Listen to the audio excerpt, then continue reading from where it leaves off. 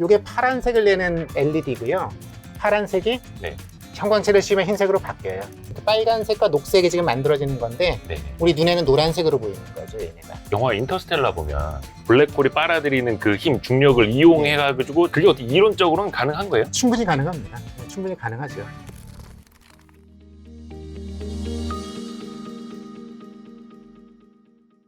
저희 Y스트릿 구독자분들을 위해서 진짜 춘천에서 와주셨습니다. 예, 우리 한림대학교 고재현 교수님. 아유, 감사합니다. 와주셔서. 고맙습니다. 네, 초대해 주셔서 감사드리고요. 예.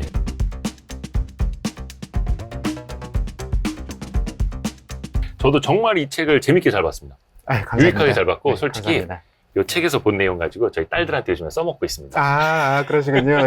뭔가 아빠가 이게 과학을 알려주는 정말 좋은 책입니다. 그래서 예.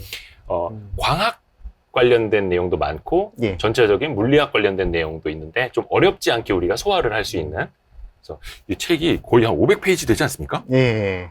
어마어마합니다. 가능하면 빛에 대한 모든 측면을 다 담아보려고 노력을 한 이제 그런 책이 되겠고요. 그래서 아마 뒷부분에는 디스플레이에 대한 얘기도 뭐 네. 여러 차례 하게 될 것 같습니다. 또 산업에 대한 예, 이야기도 맞습니다. 있고 해서 예. 요거는 이제 집에 책장에 하나씩은 꽂혀 있어야 될 것 같은 그런 좋은 책입니다. 그래서 너무 감사드리고요.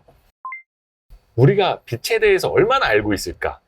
근데 다들 빛은 좀 알지, 빛이 없는 세상은 아니니까 라고 생각을 하실 텐데 예. 정말 의외의 것들이 되게 많더라고요. 음. 근데 한마디로 좀 요약을 해주실까요? 우리가 빛을 왜 공부해야 하는지, 왜 물리학자까지 Y스트릿에서 이제 모셔와가지고 빛에 대해서 공부를 해야 하는지 예. 좀 말씀 좀 부탁드릴게요. 제가 두 가지 정도 이유를 말씀드릴 수 있을 것 같은데요. 네. 일단 제가 편집장님께 질문을 하나 하겠습니다. 네. 네. 저희가 이제 벌을 받아서 예. 인간이 오감이라는 게 있잖아요. 예. 그러니까 후각, 청각, 시각, 미각, 촉각 5개의 감각이 있죠. 네. 그 중에 4개를 포기하고 하나만 남겨야 된다라고 하면은 편집장님의 선택은 무엇이 될까요? 근데 시각은 있어야 되겠죠.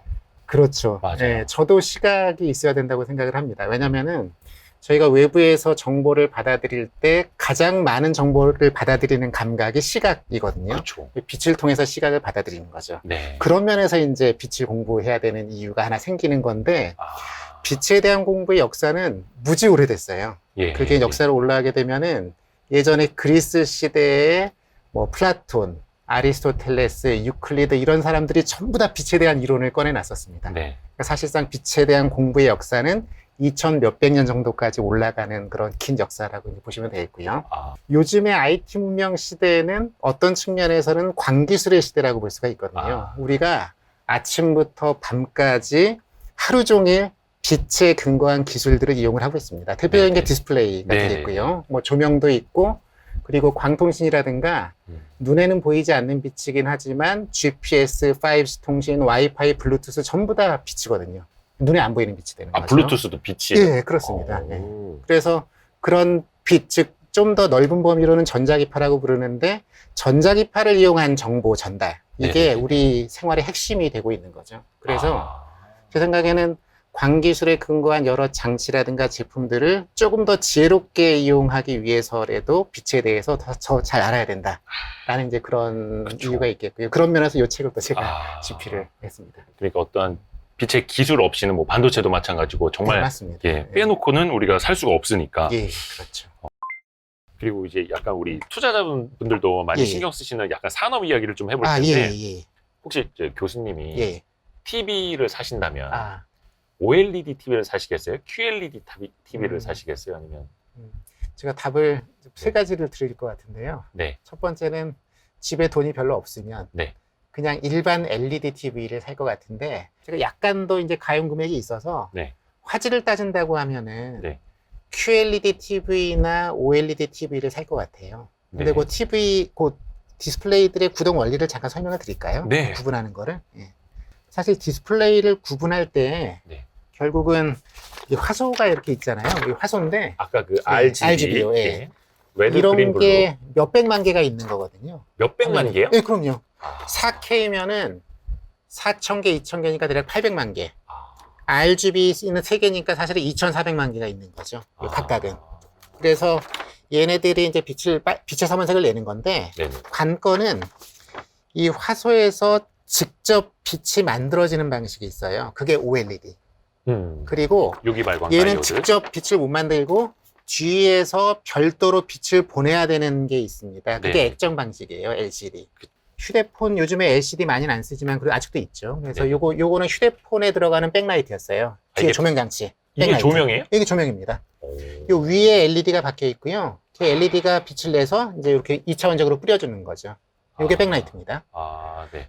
그러면은 이 백라이트, 요거는 노트북용 아. 백라이트인데 거의 구조는 그러니까 비슷합니다.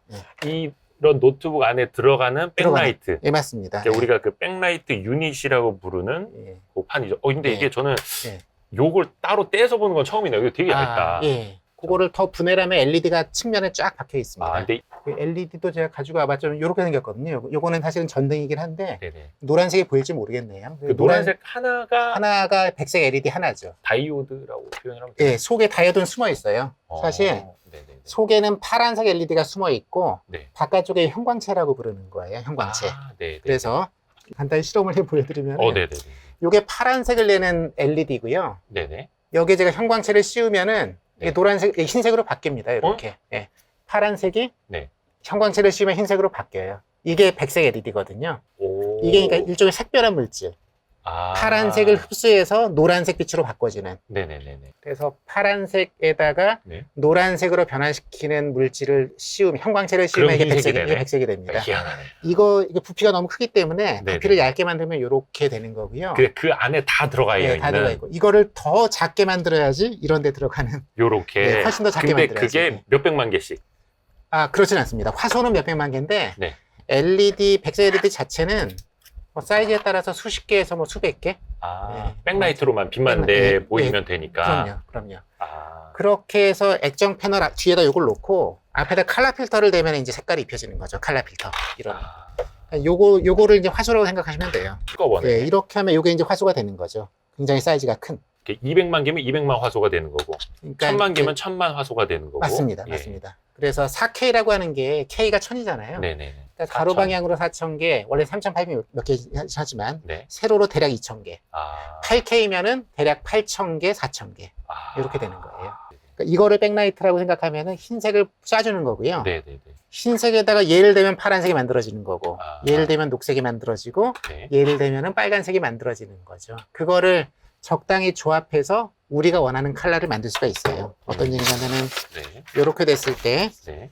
지금 컬러 필터가 3개가 있고 뒤에 백색이 나오잖아요. 네. 그러면 액정 패널인 이유는 뒤에 액정이라는 물질이 있기 때문이에요. 예. 액정이라는 물질은 빛의 통과를 조절하는 수도꼭지 같은 거거든요. 그래서 그거를 잠그면은 3개가 다 잠그면은 블랙이 되는 거고, 아하. 3개를 다 열면 백색이 되는 거고, 파란색만 잠그면 녹색빛, 빨간색빛이 나오니까 노란색이 돼요. 걔네들이 섞이면 노란색이죠. 예. 그렇게. 그러니까 이게 뭐 이렇게 앞으로 3개가 이렇게 겹겹이 쌓여 있는 게 아니라 예, 병렬 구조입니다. 병렬로 돼 있어서 어떤 걸 예. 켜주는 근데 이게 워낙에 작기 때문에 예. 하나의 화소로 보이니까 하나의 그렇습니다. 우리 눈은 눈치채지 예, 못하는. 섞여 들어오는 거죠. 예, 개별적으로 구분을 못하고. 그렇게 됩니다. 그다음 백라이트가 필요 없고 자체 발광형이라고 부르는데 OLED는 네. 얘네들이 스스로 유기물질로 구성되어 있고 전류를 주입하면 스스로 빛을 내요. 얘네들이. 마치 뒤에 별도의 조명 장치가 필요 없이. 반딧불이처럼 스스로 그냥 빛을 맞습니다. 내는. 예, 네. 자발광 방식인 거죠. 예, 예. 예. 그래서 그 두 가지로 구분이 됩니다. 그러니까 액정 방식, LCD 방식과 그 다음에 OLED처럼 스스로 빛을 내는 방식이기 때문에 제가 여기에다가 비자발광, 빛을 못 내는 거죠, 스스로는. 네. 그거랑 오른쪽에 자발광이라고 별도로 이제 구분을 해놓은 겁니다. 네. 잘 보이네요. 예. 예, 비자발광은 이제 백라이트가 필요한 거고 예, 그게 액정 이제 타입이죠. LCD 쪽으로 가는 거고 LED TV 마찬가지고 예. QLED TV도 마찬가지고. 예, LCD의 종류가 저희 세 종류를 적어놨잖아요. 네. LED TV, QLED TV, 네. 미니 LED TV 네, 우선은 이렇게 이 지금 돼 있어요. 비자발광 쪽부터 이렇게 볼게요. 자, 근데 여기서부터 이제 예, 뭐 이제는 또 많은 분들이 아실 수도 있는데 예. QLED TV가 예, 이제 약간의 마케팅적인 요소에 의해서 예. 마치 OLED TV인 것처럼 사람들이 좀 혼돈할 수 있는 그렇게 좀 돼 있더라고요. 예. 그러면은 QLED TV가 뭔지를 먼저 말씀을 드려야 되는데 저 Q가 퀀텀 닷. 퀀텀 닷. 그게 우리가 양자물리에서 생각하는 퀀텀 맞습니다. 뿜이 맞나요? 예, 맞습니다. 왜냐면은 네네네. 퀀텀 닷이라고 하는 용어는 반도체 재료인데 네. 이 사이즈가 수 나노미터밖에 안 돼요. 아주 작은. 예, 10억 분의 몇 미터. 그걸 제가 가지고 왔습니다. 이게 뭐예요? 양자점이요. 근데 얘네는 예? 그 양자점은 눈에 안 보이고요. 네. 걔네들을 고분자 수지 속에 넣었어요. 아, 예, 그래서 수지에다 수지에 넣은. 넣어가지고 가지고 왔는데 여기다가 에너지를 주면 빛을 내요. 얘네들의 특징은 네네네. 나노 반도체인데 에너지를 주면 빛을 내는 물질이에요. 근데 재밌는 게 네네네. 양자점은 똑같은 성분이라도 사이즈가 크면 빨간색 빛을 내고 사이즈를 줄이면 녹색 빛을 내고 사이즈를 더 줄이면 파란색을 냅니다. 그러니까 똑같은 재료 하나 가지고 사이즈만 줄여가면서 온갖 색깔을 다 만들 수가 있어요. 그럼 그게 장점입니다. 그게 지가 알아서 커졌다 작아졌다 해요? 아니면 그렇진 어떻게, 않습니다. 어떻게 해요? 만드는 대로죠. 그러니까 제가 여기 들고 왔는데 네네네. 여기는 뭐 카드뮴 셀레나이드라는 양자점인데 네. 이쪽은 사이즈가 약간 커요. 예, 그러니까 여기 수지 속에 방울들이 들어있는데 그 방울이 한 뭐 예를 들어 7나노미터. 네. 이쪽은 역시 똑같은 양자점 방울이 들어있는데 걔네는 뭐 한 5나노미터, 4나노미터 정도. 네네네. 그렇게 됩니다. 그러면은 제가 이게 자외선 램프예요. 자외선 램프를 가지고 또 여러 가지 준비하셨어요. 아, 이게 어떻게- 이게 빨간색 빛이 나지 않나요? 오. 보이시죠? 그래서 얘는 사이즈가 큰 양자점인데 빨간색 빛이 나오죠. 사이즈를 줄이면 똑같은 재료인데 네. 사이즈를 줄이면은 녹색 빛이 나와요. 이렇게. 아. 그러니까 얘네는 발광 재료인데 자외선 에너지를 받아서 네네네네. 녹색이나 빨간색 빛을 내는. 여기 어떻게 돼요? 여기 네. 보세요. 아, 요런 이게- 빛이에요. 지금 원래 자외선은 안 보이는데 안 보이는 거 키면은 위험하잖아요. 그러니까 일부러 약간 가시광선을 조금 넣은 거예요. 아. 예, 위험하지 말라고. 지금 제가 질문이 예, 있는 게요. 예, 지금 봐도 요건 약간 당근빛이고 예. 요거는 약간 뭐라 해야 되나? 풋사과 같은 네. 색깔이긴 한데 음. 이것도 그래서 이 색이 그대로 들어가 있는 건가요? 그러면은 이게 원칙적으로는 색이 보이지 않는 건데 네, 이 네. 조명광대 속에 네. 이 파란색이 있잖아요. 예. 얘네들을 사실 파란색을 쪼여도 빛을 내거든요. 얘네가. 그러니까 제가 이렇게 지금 저희가 하면은, 조명이 있어서 예, 이거 자주색인 이유는 네. 파란색 빛에 빨간색이 섞이니까 자주색으로 보이는 거고요. 예. 이렇게 되면 하늘색으로 보일 거예요. 이렇게 어. 파란색에 녹색이 맨 밑에 빛이 닿는 부분, 닿는 부분. 예, 그래서 얘네들이 색깔로 보이는 거는 외부 조명광에 반응을 하기 때문에 색깔로 보이는 거죠. 하지만 이거는 반사가 아니라 자기 스스로 빛을 내는 거죠. 자외선 에너지를 먹고 녹색이나 빨간색 빛을 뱉어내는 거고, 혹은 파란색 빛 에너지를 자기가 먹고 녹색이나 빨간색 빛을 뱉어내는 거예요. 발광 물질인 겁니다. 발광 물질. 스스로 빛을 내는. 이게 TV에 들어가면 이제 QLED TV가 되는 건데, 네. 사실은 역시 백라이트에 들어가요, 얘네들이. 백라이트에 어떻게 들어가냐면, 네네네. 제가 가지고 왔는데, 실제 TV에 들어가는 제품인데요. 아, 이게 이 양자점 필름이에요. 퀀텀 닷 닷 TV에 필름. 들어가는 퀀텀 닷 필름. 예. 여기에 요 요거를 이제 필름으로 만든. 두 종류가 섞여 있어요. 이 고분자 수지 속에 얘네들은 아하. 제가 별도로 준비를 해왔지만 네네네. 쟤네를 섞어서 여기 같이 넣어줬습니다. 요 속에다가. 오. 그럼 여기에다가 제가 예. 예를 들어서 뭐 자외선 에너지를 쪼여주면 네. 그러면 녹색과 빨간색이 나와야 되니까 노란색으로 보이겠죠. 그래서 이게 노란색 빛이 만들어지고요. 예, 그래서 이 정도면 이렇게 되나? 예, 그러니까 빨간색과 녹색이 지금 만들어지는 건데 네네. 우리 눈에는 노란색으로 보이는 거죠, 얘네가. 그리고 예. 흰색을 만들려면은 이렇게 네. 합니다. 액정 패널 D 백라이트는 파란색만 내는 LED를 넣어요. 파란색. 원래. 예. 예, 그리고 얘를 파란색만. 대요. 얘를 대요. 네. 그럼 제가 파란색을 지금 내는 걸 안 가져왔기 때문에 네. 요걸로 쪼여줘 보겠습니다. 그래서 파란색을 여기에 쪼여주면 네. 이게 이제 백색이 되는 거죠. 이렇게 백색이. 아. 예. 왜냐면은 파란색인데 네네네네네. 양자점을 맞고 빨간색과 녹색 빛이 더해지는 거거든요. 네네. 예, 그러니까 이렇게 백색으로 보이는 거죠. 이게 QLED TV의 백라이트가 내는 빛이에요. 이거를 액정 패널에 쏴주는 거죠. 좀 신기하다. 이해가 되셨나요? 약간 이해가 될 것 같기는 합니다. 그림으로 제가 좀 더 보여드릴게요. 네네네. 이게, 왼쪽은 그냥 일반적인 LED TV인데 네. 액정 패널 뒤에 백색 LED를 그냥 쫙 까는 거예요. 네. 엣정으로 깔 수도 있고 직화형으로 깔 수도 있는데 오른쪽이 방금 전에 제가 시연해드린 건데 네. 아래에는 청색 LED만 있어요. 그죠? 여기. 아래는 네. 청색광이 양자점 필름에 맞는데 네. 양자점 필름에는 녹색과 빨간색을 내는 양자점들이 이렇게 그려져 있죠. 네네네. 이렇게 크진 않지만 예. 걔네들을 맞고 예. 청색이 일부 흡수가 돼서 네. 빨간색과 녹색으로 바뀌는 겁니다. 그러면 청색, 빨간색, 녹색이니까 흰색. 흰색이죠. 예, 그거를 공급해 주는 거죠. 그러니까 액정 패널에 들어가는 게 백색이라는 건 똑같은데 양자점을 쓰느냐 안 쓰느냐 그 차이거든요. 그러니까 왼쪽은 형광체를 쓰는 거고 오른쪽은 양자점을 쓰는 거죠.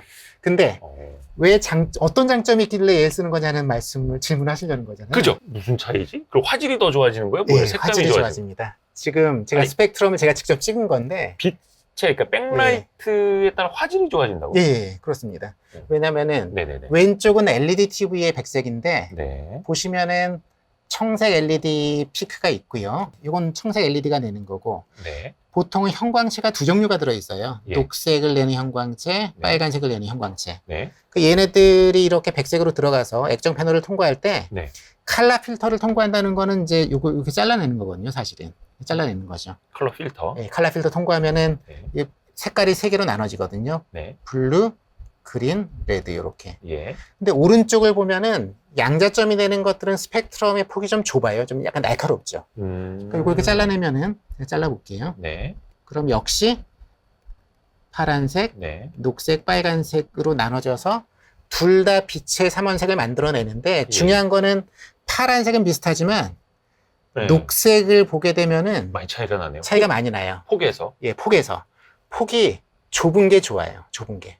아. 왜냐면은 폭이 좁다는 것은 그만큼 순수한 녹색이라는 거예요. 순수한 녹색. 아. 예, 지금 어디 섞이지 않은. 섞이지 않은. 예, 왼쪽은 지금 아. 약간 하늘색도 있고 뭐 노란색도 있고 그런 건데 아. 오른쪽 양자점이 들어간 백색에서의 그 빛의 삼원색은 아. 상당히 순수해요. 예, 네. 얘네들을 조합하면 훨씬 더 넓은 칼라를 만들 수가 있어요. 넓은 컬러. 예, 다양한 종류의 색상. 아, 다양한 색상. 가령 가을에 단풍의 진홍색, 아. 혹은 에메랄드빛 바다색 이런 게 훨씬 더 자연스럽게 연출이 돼요. 완전 순서가 깨끗한 고 색깔만을 예, 예. 이렇게. 그게 미술로 치면은 채도가 높은 색깔 아. 같은 거예요. 미술로 치면은 채도가 높은 색깔. 삼성전자가 사실은 예. OLED 좀 그 TV용으로는 대형은 좀 뒤처지면서 예. QLED 하면서 이거 예. 마케팅 많이 했잖아요. 많이 했죠. 고재영 예. 교수님이 삼성전자보다 더 잘 설명을 해주십니다. 아, 제가 삼성에서 일을 했었습니다. 예전에. 진짜로? 한림대 가기 전에. 저는 아. 삼성 코닝에 있었지만 삼성전자분들이랑 백라이트 개발하는 거 열심히 했었거든요, 옛날에. 미니 LED는 이게 사실 뒤에 네. LED를 굉장히 작은 사이즈를 촘촘하게 이렇게 어레이 형식으로 배열을 한 거예요. 그래서 여기는 이제 백색 LED가 들어갈 수도 있지만 실제로 지금 나오는 출시되고 있는 제품은 네. 이쪽은 사실은 청색 LED가 뭐 수만 개가 깔려 있고 네. 여기다 양자점 필름이 들어가서 사실 구조는 똑같습니다. 구조는 똑같은데 네. 얘네들은 특징이 뭐냐면은 이쪽 백라이트가 개별적으로 컨트롤이 돼요. 보통 일반적으로는 백라이트는 항상 켜져 있고 네네네네네네. 액정이라는 광 스위치가 열었다 닫았다를 하거든요. 그쵸. 일반적으로는 전체적으로 그냥 예, 등을 다 켜고. 예, 백라이트는 다 켜고 네. 액정이라는 스위치, 광 스위치가 빛의 통과를 조절하는데 얘네가 완벽하지는 못해요. 그렇죠. 그래서 우리가 블랙으로 만들어도 희미하게 빛이 빛이 새 새어나오는 나오죠. 걸 볼 수가 있어요. 옛날 예, LCD TV들. 맞습니다. 예. 근데 미니 그 LED는 단점을 보완하기 위해서 가령 이런 개념입니다. 네네. 여기 지금 우리가 보고자 하는 화면이 이렇게 있으면은 네. 이 화면을 백라이트도 같이 인식을 하고요. 백라이트 지금 디밍 존이 여기는 16개밖에 없는데 디밍이 무슨 뜻이에요? 디밍은 이제 밝기를 조절하는 최소 단위 영역입니다. 아, 네. 그게 16개밖에 없지만 실제 미니 LED TV에는 수천 개가 있거든요. 예. 그래서 화면의 밝기를 인식해가지고 아. 밝은 쪽 블럭은 백라이트를 켜버리고 아. 어두운 쪽은 꺼버리는 거예요. 아, 예. 그러니까 이렇게 있으면 예, 여기는 켜고 예, 그렇죠. 여기는 꺼버리고 그렇습니다. 어두운 데는 다 꺼. 그게 이렇게 이제 해서 제일 잘 표현된 게 네. 저기 아. 이렇게 백라이트를 조절할 수가 있는데 네. 지금은 16개지만 그게 수천 개의 디밍 존이 있어가지고 네네네. 화면의 밝기 분포를 인식해서 자기들이 스스로 알아서 조절을 해주는 거죠. 네, 그렇게 되면은 블랙이 트루 블랙처럼 작용할 수가 있으니까 진짜 까만 예. 화면을 정말 까맣게 볼 수 정확하게 있는. 볼 수가 있기 때문에 화질이 훨씬 더 좋아지는 거죠. 그러니까 칼라뿐만 아니라 명암비라고 부르는 특성까지 좋아지는 겁니다. 디스플레이에. 아, 그러니까 뒤에 백라이트를 얼마나 촘촘하게 하고 얘들 하나하나 다 끄고 켜고 예. 따로 예. 조작하느냐가 이제 미니 예. LED 미니 디스플레이. LED. 그런 이제 백라이트의 개념이죠. 예. 백라이트 개념이고요. 그리고 또 최근에 예. 이 마이크로 LED라는 음. 게 또 주목을 받고 있거든요. 예. 어떻게 다른 거죠? 이 마이크로 LED는 미니보다 마이크로가 더 작잖아요. 그렇죠, 그렇죠. 그러니까 LED 사이즈를 미니보다 더 줄여서 네네네. 예를 들어 뭐 10마이크론이나 뭐 수마이크론짜리 RGB LED 칩 3개를 가지고 그걸 네. 직접 화소로 만드는 거예요. 얘는 액정 패널이랑 전혀 관련이 없습니다. 제가 그래서 이 그거를 와인잔 아닙니까? 잠시만요. 와인잔입니다. 이 와인잔인데 제목이 와인잔이에요, 이 램프. 이게 램프예요, 예, 지금? 제 제자가 개발했던 건데요, 램프 회사에서. 오. 예, 제가 좀 이거를 팔아드려야 되는데 그럼? 이건 지금도 파는지 모르겠어요. 옛날에 팔았었는데 제가 네네네. 이 속에 네네네. 마이크로 LED를 이해할 수 있는 구조가 있어서 오. 제가 보여드릴게요. 네네. LED 칩이 10개가 있는데 네. 각 칩 속에 RGB가 모여 있어요. 네, 켜줍니다. 근데 요게 제가 지금 그 하나의 LED 안에 네, RGB RGB. 칩이 3개가 모여 있는데 음, 그거를 마이크로 디스플레이의 화소 하나라고 생각하시면 돼요. 화소 하나. 엄청나게 많이 예, 수백만 개. 수백만 예. 개가 박혀 있어서 예. 하나하나가 다 예. 자, 그럼 화면을 제가 만드는 요거를 네네네. 이제 켜서 네네. 이거 비쌀 것 색깔을- 같은데? RGB 3개를 다 켜면은 네네. 백색이 되죠. 네. 지금은 빨간색만 켠 거예요. 어. 지금 녹색만 켠 거. 네. 그 다음에 녹색과 파란색을 같이 켜면 하늘색이 되고요. 이게 하늘색. 이렇게 지금 이제 되고요. 하늘색이 된 거예요. 예. 그 다음에 파란색만 켜면 파란색으로 보이죠. 네. 그래서 요거를 이렇게 조절해 가면서 온갖 네. 색깔을 다 만들어낼 수가 있어요. 이렇게. 아. 예. 이게 바로 디스플레이 화소에서 컬러가 구현되는 거랑 똑같은 방식인 거죠. 하나하나 이거 하나하나가 명칭을 각각- 뭐라 해야 되지 지금? 이게 이제 디스플레이로 치면 화소가 되는 거죠. 화소. 근데 보통 조명에서는 LED 패키지라고 부르는 LED 패키지. 예. TV 안에 하나하나 넣으면 이게 화소가 되는 거고. 이것보다 훨씬 작게 만들어서요. 그죠? 그치. 지금 이게 마이크로니까. 조명용이니까. 이거는 조명용이기 때문에 훨씬 작게 만들어서 네. 어레이로 수백만 개를 연결하게 되면 이제 마이크로 아. 디스플레이가 되는 거죠. 마이크로 LED 이거는 디스플레이. 그냥 LED고. 그냥 LED입니다. 이거는. 근데 이거를 정말 마이크로 LED로 예. 엄청나게 작게 그 단위가 작게. 마이크로가 100만 분의 1m인데요. 네, 100만 분의 1. 그러니까 1000분의 1cm죠. 네. 보통은 뭐 수마이크로미터 정도 오더로 알고 있어요. 10마이크론, 수마이크론 정도. 저걸 사실 이거보다도 훨씬 더 키워서 만들면 전광판이 되는 거고요. 전광판, 그죠? 예. 맞아요. 축구장이나 야구장에, 이런 데 축구장에 야구장에 전광판. 있는. 이걸 키우면. 네. 그 다음에 훨씬 작게 해서 어레이로 하면은 마이크로 LED 디스플레이가 되는 거고. 근데 이게 아직은 가격이 엄청 뭐 비싸죠. 1, 2억 원 정도. B2B 거래로 주로 거래가 된다고 하더라고요. 그러면 이게 그 OLED랑 예. 마이크로 LED랑 어떻게 보면은 백라이트가 필요 없다. 는 자발광이라는 측면은 면에서는 똑같습니다. 같은 그렇죠? 거고. 같은 부류인 거죠. 자발광이라는 면에서는. 자발광. 근데 예. OLED는 유기물질인 거고 유기물질입니다. 예. 마이크로 LED는 말 그대로 무기 LED죠. 그렇죠. 무기죠. 무기 LED가 화소를 구성하는 거고 OLED는 유기 반도체, 유기 LED 가지고 화소를 구성하는 거죠. 근데 OLED도 소형 대형이 좀 달라요. 뭐 휴대폰이나 태블릿 정도까지는 화소에 RGB 유기물질이 이렇게 나란히 병렬적으로 들어갑니다. 나란히. 예, 나란히요. 예. 물론 증착을 할 때는 빨간색하고 녹색을 하고 파란색을 따로따로 순차적으로 하지만 네네네. 그래서 그냥 말 그대로 자발광에 충실한 그런 제품인데 네. 이게 대형으로 가긴 힘들어요. 이 방식을. 그러니까 RGB를 네. 개별적으로 증착해가지고 뭐 TV급으로 만들기는 굉장히 힘들기 때문에 TV는 뭐 아시는 것처럼 LG 디스플레이가 유일하게 패널을 만들잖아요. 패널을 만들어서 공급을 하는데 TV 방식의 OLED는 오른쪽에 있는 그림을 보시면 돼요. 그래서 네. 백색 OLED를 전면에 깔고 예예예. 칼라 필터를 댑니다. 칼라 필터. 어. 그러니까 왼쪽과 오른쪽은 사실은 많이 다르죠.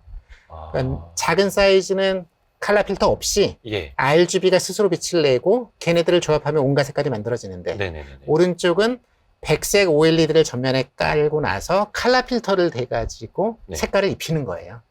그게 이제 TV용. TV용. 예. 큰 사이즈는.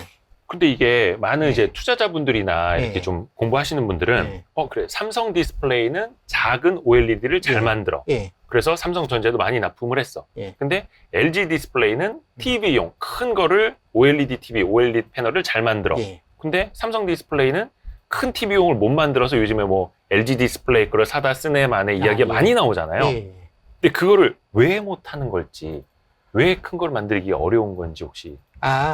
이게 이제 지금 왼쪽에 있는 방식이 네. 그게 큰 사이즈로 가기에는 이 기술 자체를 큰 걸로 확대하는 데는 기술적인 난제가 굉장히 많아요. 네. 예를 들어 뭐 증착을 할 때 파인 메탈 마스크가 올라가야 되는데 네네네. 그게 뭐 이렇게 TV형 대형으로 하면은 뭐 처지는 문제라든가 온갖 문제들이 발생을 한다고 하더라고요. 그러니까 사실상 FMM이 필요 없는 방식으로 그 생각을 하다 보니까 오른쪽에 있는 방식으로 갈 수밖에 없는 거죠.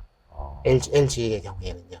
그러니까 왼쪽 방식이 여러 가지 기술적인 문제들, 뭐 FMM의 확대라든가 증착도 그런데 증착을 하게 되면은 이게 유기물질을 가열해가지고 올리는 건데 올릴 때 사이즈가 작으면은 뭐 약간 각도를 가지고 올라가도 별 문제가 없지만 사이즈가 커지면은 굉장히 넓게 퍼져야 되잖아요.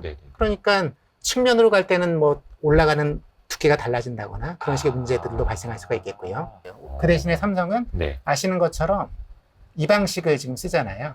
삼성 디스플레이가 청색 OLED를 전면에 깔고 아까 우리가 보여주셨던 그 QLED TV 같은 방식. 그거랑은 이거는 또 다른 게 이거 액정 패널 방식은 아니고요. 네.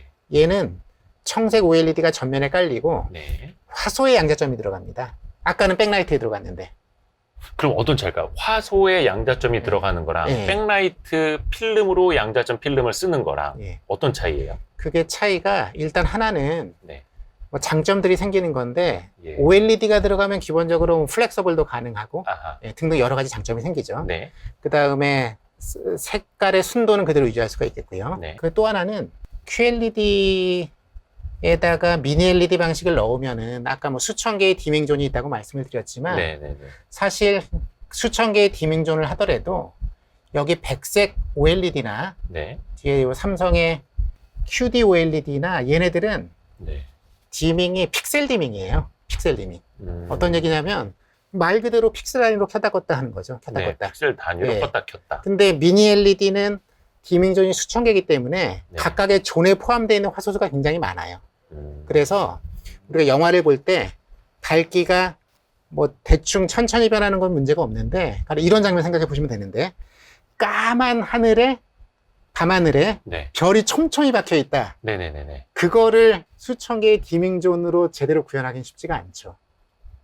왜냐면은 이 별은 거의 점에 가깝기 때문에. 거의 백라이트 방식으로는. 그럴 경우에는 이 삼성의 요 QD OLED라든가 LG의 화이트 OLED 방식은 픽셀 디밍이니까 별이 있는 데만 켜고 나머지는 꺼버리면 되는 거예요.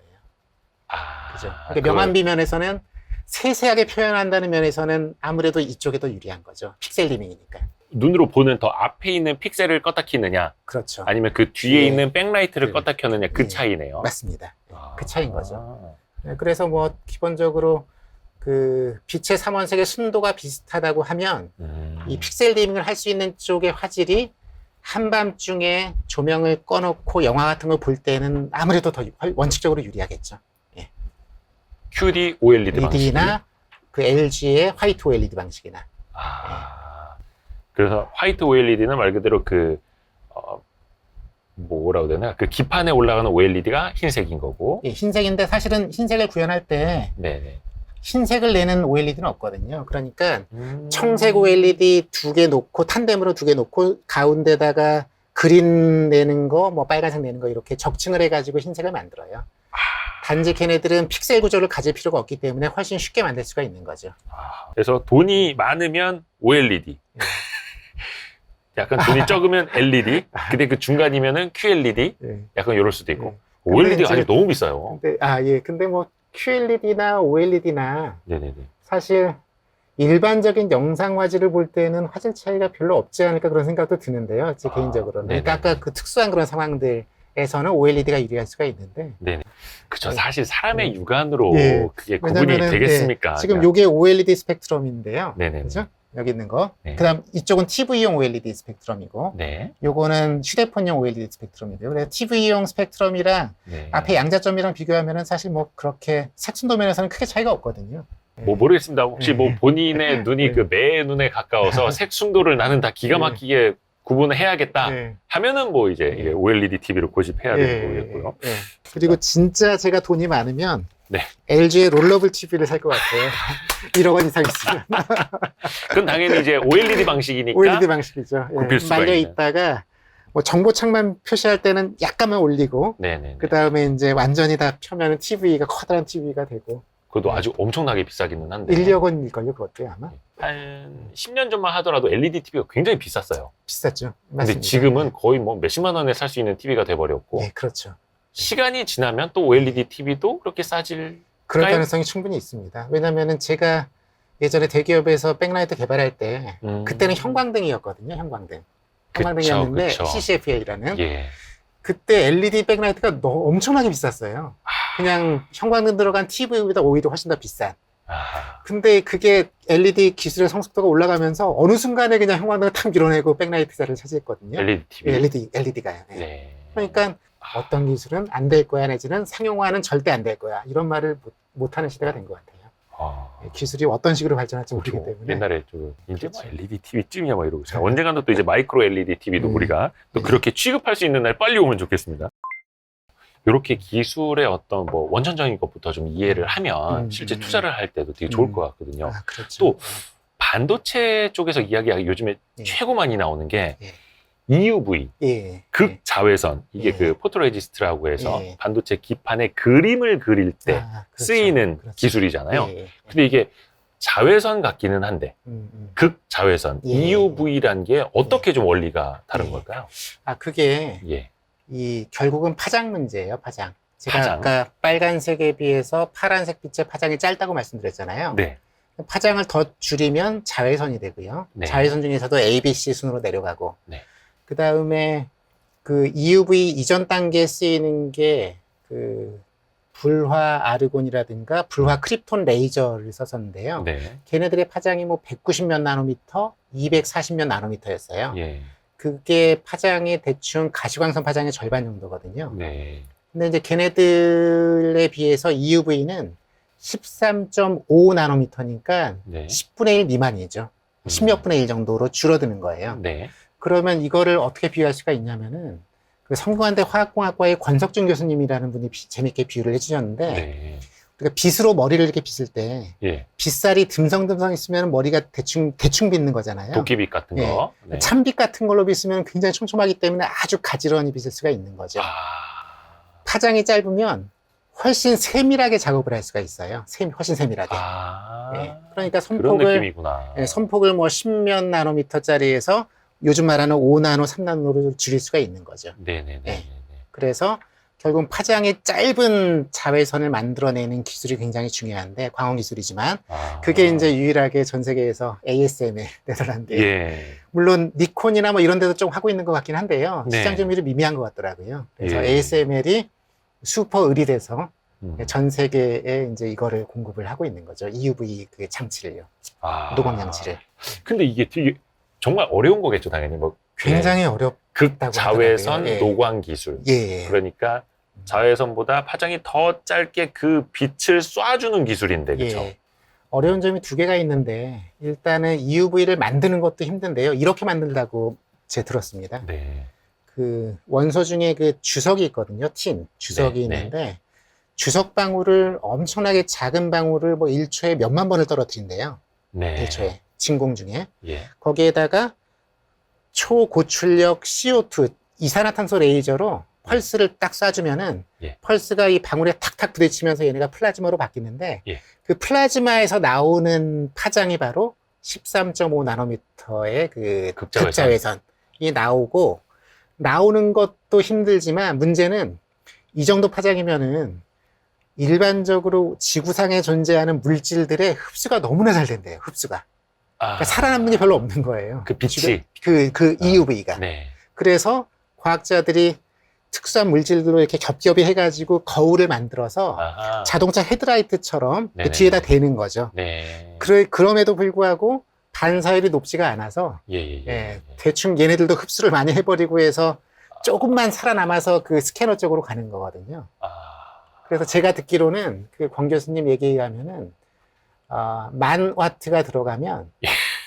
1와트 정도 만들어진다는 것 같아요. 그러니까 10,000분의 1 정도. 아. 그러니까 에너지가 99.99%는 열로 사라지고 아. 예, 거의 대충 이게 대략적인 숫자인데 예. 그렇게 작은 숫자에 해당되는 에너지만큼만 살아남겨서 그걸 이제 그 노광에 이용을 하는 거죠. 그러니까 그 ASML 저 유튜브라든지 그런 거 보면은 거울이 그래서 많이 쓰이고 뭐 물방울을 예. 떨어뜨리는 것 같은 영상도 나오는데 그게 주석 방울이고요. 거기에다가 예, 주석, 틴, 예. SN. 예. 거기다가 이제 CO2 펄스 레이저를 막 쏴줘가지고 플라즈마 만들어서 빼내고 예. 거울 설계가 굉장히 중요하다고 그래요. 거울을 아. 잘 설계해서 네. 얘네의 반사율을 조금이라도 높이는 예, 그런 방식으로. 그래서 그러니까 극자외선을 받아서 사진을 찍을 수 있는 그 포토레지스트 화학 물질들도 예. 또 같이 막 개발이 같이 돼야 개발이 되는 돼야 거고. 되는 거죠. 그렇죠. 개발이 돼야 되는 거죠. 그리고 아. 이제 하여튼 지금 판매되는 거는 한 대 1억 5천만 원인가? 예, 예, 예. 1,500억 원이라고. 1,500억, 예. 거의 2천억. 10대면은 1조 5천억이 되는 예. 거죠. 보통 한 달에 10대쯤까지 내면서요. 예. 근데 이게 또 그 약간 개선하는 그런 작업들을 하고 있대요. 그러면 가격이 2배가 될지 3배가 될지 모른다고 하더라고요. 뭐 효율을 높이는 거죠. 효율. 부르는 게 값. 예. 저 1,500억인데요. 조금 효율 높였는데 2천억입니다. 예. 슈퍼을이죠. 슈퍼을. 아, 슈퍼을이죠. 을. 예. 뭐 갑이라고 해도 되죠. 뭐. 아, 사실은 그렇죠. 그래서 네덜란드 ASML 그래서 이재용 삼성 부회장도 뭐 몇 출장을 번 갔죠. 여러 예, 번. 그렇죠. 여러 번 갔었죠. 예. 와, 근데 맞습니다. 그래서 예. 원래는 그 노광 장비들을 일본의 캐논이라든지 니콘이라든지 뭐 사진기 잘 만드는 빛 잘 다루는 회사들도 했었는데 예. 이 극자외선 노광 장비는 따라가지를 못하는. 못하고 뭐 점유율이 미미하다고 예, 들었어요. 예. 하고 있긴 하지만 아마 품질도 떨어지고 그러는 모양이에요. 아까 잠깐 이제 플라즈마라는 예. 걸 말씀을 예. 해주셨는데 우선은 플라즈마가 예. 빛이에요, 전기예요? 정확히 말씀드리면은 전합니다. 전하. 전기에는 두 종류가 있는데 네네네. 왜 그 겨울철에 머리빗으로 머리 빗으면은 정전기 만들어지잖아요. 따다다다다. 예. 예. 그게 이제 한쪽의 전자가 다른 쪽으로 뺏기면서 한쪽은 플러스의 전기를 띠고 다른 쪽은 마이너스 전기를 띠는 거예요. 예예예. 근데 플라즈마는 뭐냐면은 플러스랑 마이너스 전기로 나눠지는데 걔네가 숫자가 똑같은 플러스가 100개면 마이너스가 100개. 태양이 바로 그런 건데요. 왜냐하면 그게 중요한 이유는 예. 플러스 마이너스가 똑같으면은 멀리서 보면은 중성이에요. 전기를 안 띠는 것처럼. 아. 가까이 가서 봐야지 걔네들이 막 돌아다니는 거를 볼 수가 있는 거거든요. 네네. 예, 그래서 플라즈마는 기본적으로 멀리서 보면 중성이지만 가까이 가서 보면은 플러스 마이너스가 공존해가지고 막 돌아다니는 그런 유체다, 기체다 이렇게 보시면 돼요. 그러니까 플러스를 띤 입자랑 마이너스를 띤 입자가 숫자는 똑같은 거죠. 그래서 뭔가 균형이 맞아 있는. 균형이 상황이네. 맞아 있는 거죠. 예, 맞습니다. 음. 플러스만 있는 거면은 안 되고요. 플라즈마가 아니고 네. 마이너스만 있어도 플라즈마는 아니에요. 예, 걔네가 동수로 있어야 돼요. 그 기체 속에. 아, 약간 그 오해를 약간 저도 하고 있거든요. 왜 그 번개처럼 치는 거 뭐라 그러죠, 그거를? 아크. 아크. 예, 아크 방전에. 아크 방전인 상태를 약간 플라즈마처럼 이해를 하고 있는 분들도 그것도 있거든요. 일종의 플라즈마죠. 그러니까 예, 예. 전류 흐름이 있을 때 거기에 플러스 마이너스가 동수로 있으면 플라즈마가 맞아요. 네네. 예. 근데 왜 빛이랑 자꾸 연관이 되냐면 플라즈마가 있을 때 흔히 빛을 내거든요. 예. 예, 빛을 내기 때문에 이제 빛과 플라즈마가 불가분의 관계에 있는 걸로 보통 생각을 하는데 플라즈마의 원래 정의는 빛과는 무관하게 플러스 입자, 마이너스 입자가 동수로 존재하는 기체 시스템 이렇게 보시면 돼요. 그래서 예. 그 빛과는 무관하게 예. 플러스 마이너스 입자가 아주 같아져 있는 상황, 숫자가. 아크도 플라즈마의 일종이기 때문에 음. 뭐 연관이 되긴 돼 있는 거죠. 아. 아크 플라즈마. 예. 그래서 이 플라즈마를 상당히 이제 많은 그 반도체 기술에서도 마찬가지로 그렇죠. 응용을 하고 예, 있더라고요. 공정 처리할 때도 많이 하죠. 예, 예, 예. 그래서 이 플라즈마 기술을 이용을 하는 게 그럼 어떨 때 이게 플라즈마가 필요하다고 보면 되는 거예요? 대표적으로. 사실 뭐 이용하는데 표면 처리할 때도 많이 쓰고요. 예. 표면 처리. 그 다음에 사실 요 형광등이 달려 있는데 이것도 네. 플라즈마예요. 속은. 형광등 속에 약한 플라즈마가 들어있거든요. 아, 저 수은 플라즈마인데 수은 플라즈마를 만들면은 거기서 자외선이 나와요. 형광등에 벽에 발라져 있는 형광체에 쪼여지면은 이제 백색이 되는 거죠. 아. 흰색 조명이. 이것도 플라즈마. 플라즈마 조명 장치들에도 음. 쓰이고 네네. 표면 처리하는 플라즈마 공정에도 쓰이고. 네. 그 다음에 또 하나가 이제 그 요즘에 한참 하고 있는 핵융합. 핵융합. 예, 얘도 기본적으로 플라즈마를 쓰고 있죠. 왜냐면은 예. 핵융합이라는 거는 지구상에서 인공태양을 만드는 거거든요. 인공태양. 네. 그러니까 태양의 플라즈마 조건과는 많이 다르긴 한데 네. 태양 같은 경우는 온도도 뭐 1500만 도, 그 다음에 내부의 압력이 엄청나게 높아요. 그런 플라즈마를 지구상에 구현하겠다는 건데 이제 지구상에는 압력이 높지가 않기 때문에 네. 온도를 오히려 뭐 1억 도, 2억 도 이상 올려줘야 되는 거죠. 압력이 작으니까요. 아하. 그래서 플라즈마의 온도가 굉장히 높은데 그거를 그렇게 높은 온도를 가진 게 이런 데 닿으면 다 녹아버릴 거잖아요. 그렇죠, 그렇죠, 그렇죠. 그러니까 그거를 가둘 수 있는 특별한 토카막이라는 장치를 만들어서 토카막. 토카막 속에다가 가두어서 흘러가게 하면서 그 에너지를 이제 빼내는 건데요. 네. 핵융합은 기본적으로 가벼운 원소가 뭉쳐서 약간 무거운 원소가 되는 거예요. 네. 핵분열과는 반대인 거죠. 핵분열은 무거운 원소가 쪼개지면서 질량이 약간 줄어드는 거고, 네네. 핵융합은 가벼운 원소가 뭉쳐서 약간 무거운 게 되면서 질량이 줄어드는 거예요. 네. 근데 질량이 줄어든다는 건 똑같은데 그 질량이 mc제곱, 네. 2는 mc제곱을 통해서 엄청난 에너지로 바뀌는 음. 거죠. 인공태양을 지상에 만들어서 에너지를 빼내 쓰겠다는 건데 네. 아직 갈 길은 먼 것 같더라고요. 상용화까지는. 이게 그 프랑스에 프랑스에 지금 이제 설치가 돼서 이제 실험을 막 하고 있는 거고. 지금 실험 단계 완성이 됐는지는 정확히는 뭐 모르겠어요. 1초를 가동했대나 몇 아, 덕도를 그렇군요. 뭐 이런 이야기들은 간간 예, 이제 거기에 국제뉴스로 우리나라 과학자들이 상당히 주도적인 그렇죠. 역할을 하고 있습니다. 예. 그 K-스타라고 하나요? K스타요. 예, 대전에 있는. 예. 예, 거기에 기술과 거기 노하우들이 상당히 도움을 많이 주고 있고요. 그 프랑스에 있는 그 장치의 부품이나 설비의 상당수도 한국에서 공급한 것들이 많이 있습니다. 여기 또 한국 기업들도 또 이제 기업들도 같이 가- 참여를 가- 하고 있고, 뭐 맞습니다. 전원 기술이라든지 핵을 융합을 해갖고 예. 거기에서 그 질량이 낮아지는 과정에서 예. 에너지가 엄청나게 생기는 건데 그렇죠. 예. 그거는 나중에 어떻게 뺏었어요? 그 에너지. 이거 코드 꽂으면 되나요? 뭐 보나마나 그 에너지로 뭐 물을 끓여가지고 돌려서 발전을 한다거나 뭐 그렇게 예. 하겠죠. 일반적으로 그것도 하는 터빈. 것처럼. 예. 핵분열 그 원자력 발전소 하는 거랑 비슷한 방식으로 하지 않을까 싶은데요. 아, 예, 거기 에너지 나오면은 그 에너지로 물 끓여가지고 터빈 돌리잖아요. 네네네. 비슷할 결국은 것 같아요. 터빈으로 귀결이 되나요? 예. 음. 전기를 만들어야 되니까. 지금 프랑스에 있는 거는 그 자체가 발전을 목적으로 한 것도 아니고요. 일종의 실험. 테스트용, 실험용인 거고요. 네. 그게 끝나면, 제가 이름은 잊어버렸는데, 일종의 발전소의 전 단계라고 해야 되나? 뭐 프로토타입 같은 발전소를 만든다는 것 같아요. 이게 끝나면. 네. 얘는 사실 검증용인 것 같아요. 그렇죠, 그렇죠. 이것도 어차피 이제 네. 빛을 다 이용을 하는 것들로 이어지는 것이어서 제가 계속 질문을 하고 있는 거고요. 예. 또 하나가 예. 이제 우리가 5G 통신이 굉장히 예. 일상화된 예. 생활이기는 한데 예. 아까 처음에 말씀해 주실 때 음. 블루투스도 빛이고 예. 와이파이도 빛의 예. 기술을 예. 이용한다고 하셨거든요. GPS. 근데 이게 통신도 이게 빛을 이용을 하는 걸까요? 눈에- 5G도? 예, 눈에 안 보이는 빛인 거죠. 걔네들은 네. 아까 적외선 말씀드렸는데 네. 적외선 쪽보다 더 파장이 긴 쪽에 있는 거예요. 아. 그래서 파장이 더 길고 보통 그 파장을 주파수로도 표현을 하는데 네. 주파수 단위 중에 기가헤르츠가 있어요. 네. 1초에 10억 번. 예, 기가 그러니까 파동이 1초에 10억 번 진동하는 거거든요. 근데 뭐 와이파이나 GPS나 블루투스가 다 근처에 모여 있습니다. 한 2점 얼마 네네네. 기가헤르츠 정도에 모여 있어요. 네. 좀 다르긴 하지만. 그리고 5G 통신도 사실 대역이 두 개인데 3.5GHz 주변에 쓰는 게 있고요. 네. 28쪽이 있어요. 28GHz가 있어요. 네. 28GHz면은 주파수는 올라가고 파장이 짧아지기 때문에 약간 파동성보다는 광선처럼 직진성이 강합니다. 네네. 그래서 지금 대중화되어 있는 것은 그 3.5GHz짜리가 대중화되어 있고 네. 28로 가면은 얘네가 파동성이 약해지기 때문에 장애물이 있으면 잘 이렇게 돌아가지 못해요.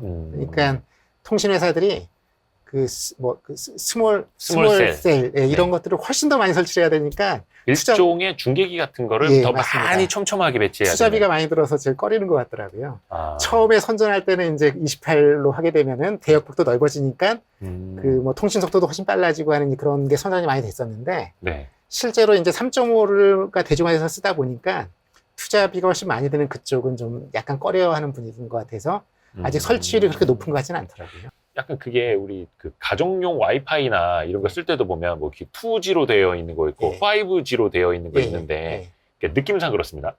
5G 와이파이를 잡았을 때는 거실에다 설치해 놓은 게 안방에서 잘 안 되는 것 같고 2G로 했을 때는 거실에 있는 게 안방에 잘 잡히는 것 같고 그 이게 약간- 주파수랑 관련이 돼 있는 게 맞다고 하면은 방금 제 그 설명을 그대로 적용할 수 있을 거예요.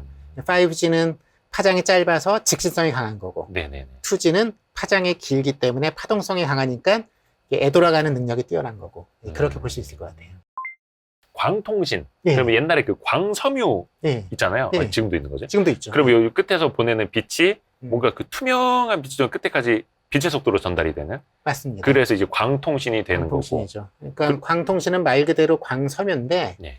크리스마스 트리 보면은 예, 예. 작은 섬유 같은 게 쫙 있어가지고 예, 예, 빛이 예. 나오는 거 있죠. 그게 네. 광섬유의 일종이죠. 그것도. 음. 그래서 그 광통신에 해당되는 섬유를 뭐 수십, 수백 가닥을 한꺼번에 해가지고 5대양 6대주 아래쪽에 쫙 바닥에 까는 거죠. 바닥에 다 깔려 있다면서요? 바닥에 깔려 그게 있습니다. 이제는? 예, 남극, 대륙 빼놓고는 다 깔려 있는 거죠. 예.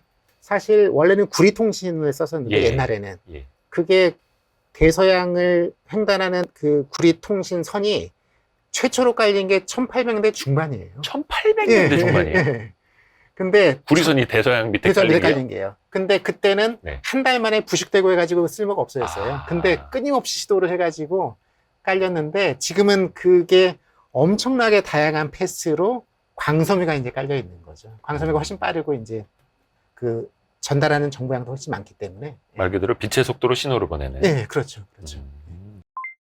이제 약간 상식적으로 알아두면 좋을 만한 것들을 우선 이제 좀 짧게 여쭤볼게요. 빛의 이제 속도가 있지 않습니까? 네, 속도가 있습니다. 29만 9,792km. 예. 맞나요? 예, 맞습니다. 미터로 따지면 2억 9,979만 2,458m. 1초예요. 네. 그래서 대충 한 30만 킬로미터 30만 이렇게 하면 킬로미터. 되죠. 예, 빛의 맞습니다. 속도가. 예. 아니 근데 약간 이것도 체감이 잘 안 되긴 하는데 예. 빛의 속도가 시속 30만 킬로미터다. 근데 그거를 예. 누가 잰 거예요? 그 속도를? 그 재는 방법이 굉장히 여러 가지가 있어요. 여러 가지 방법이 있어요. 근데 네네네. 제가 빛의 속도를 인류 역사상 최초로 쟀던 덴마크의 레머라는 과학자 얘기를 잠깐 해드릴게요. 네네네. 17세기 사람인데 네. 이 사람이 이런 식으로 빛의 속도를 쟀습니다. 어떤 얘기냐면은 그 목성이 있잖아요. 네. 그럼 목성 주변에 위성이 뭐 수십 개가 있는데 네. 그 당시에는 4개가 알려져 있었어요. 네. 근데 그 중에서 화산 활동이 제일 활발한 위성이 이오라는 위성이 있거든요. 네. 그 이오라는 위성이 목성의 옆을 통과해서 뒤로 숨다가 네. 이쪽으로 빠져나오는 시간 있잖아요. 시간. 네, 네. 이 시간이 지구가 목성에 제일 가까운 위치에서의 시간과 제일 먼 위치에서의 시간이 다른 거예요. 이 사람이 측정을 해보니까. 네. 그래서 이 사람이 생각을 해보면 아 얘가 등장을 한 다음에 이오의 빛이 지구로 도착을 하는데 가까이 있는 때랑 멀리 있는 때는 지구의 공전궤도의 지름에 해당이 되거든요. 네네. 그래서 그 지름을 지나는데 그 시간 차이가 난다는 거를 이용을 해서 빛의 속도를 역으로 계산을 한 거죠. 계산을 해보니까 들어도 모를 것 같은데. 1초에 22만 킬로미터를 가는 거였습니다. 그 그게 당시에 이제- 17세기에는. 예. 오늘날의 기준으로 치면 사실 턱도 없이 작은 숫자이긴 하지만 네. 그 당시에 과학기술의 수준을 생각하면 굉장히 정확하게 잰 거라고 볼 수가 있을 것 같아요. 그 다음에 요즘에 이제 재는 거는 그 뒤에 뭐 19세기, 20세기 이런 시도들을 했는데 굉장히 간단합니다. 거울을 놓고 네. 레이저 같은 빛을 쏴가지고 네. 갔다 돌아오는데 걸리는 시간을 측정하면 되는 거죠. 네. 그렇게 생각하면 단순한데. 네. 네. 근데 이제 요즘 같은 때는 사실 학부 실험에서도 빛의 속도를 잴 수가 있는 게 오실로스코프 같은 게 굉장히 정밀하거든요. 뭐 그게 뭐 하는 기계인가요? 오실로스코프. 그게 네. 이제 이공계는 스코프. 예, 스코프요. 뭐, 예, 입니다. 이제 이게 전자장치인데 전자 신호들을 재는 그 장치라서 괜히 물어봤네. 예를 들어 빛의 네. 신호를 감지하면은 그게 전류 신호로 바뀌어서 이제 네. 오실로스코프가 그 전류의 파형이라든가 전압의 파형을 이제 잴 수가 있는 네네네. 그런 장치거든요. 아. 걔네들을 이용하면은 이런 실험을 그냥 그 대학 내 연구실에서도 간단하게 할 수가 있어요, 요즘에는. 그러니까 옛날에는 어려웠지만 요즘에는 빛의 속도를 재기가 쉽다. 아주 쉽습니다. 그렇구나. 예, 그러면 예, 세상에서 제일 빠른 게 빛이라고 하잖아요. 예. 그럼 빛보다 더 빠른 건 없겠네요. 의미를 좀 따져야 되는데 에너지라든가 물질이라든가 정보가 전달되는 속도는 빛의 속도가 상한선입니다. 그것보다 예, 그렇겠죠. 빠른 게 없어요. 네네네. 그런데 그런 측면이 아니라고 하면은 빛보다 빠른 현상이 있을 수는 있습니다. 제가 두 가지만 말씀드릴게요. 네.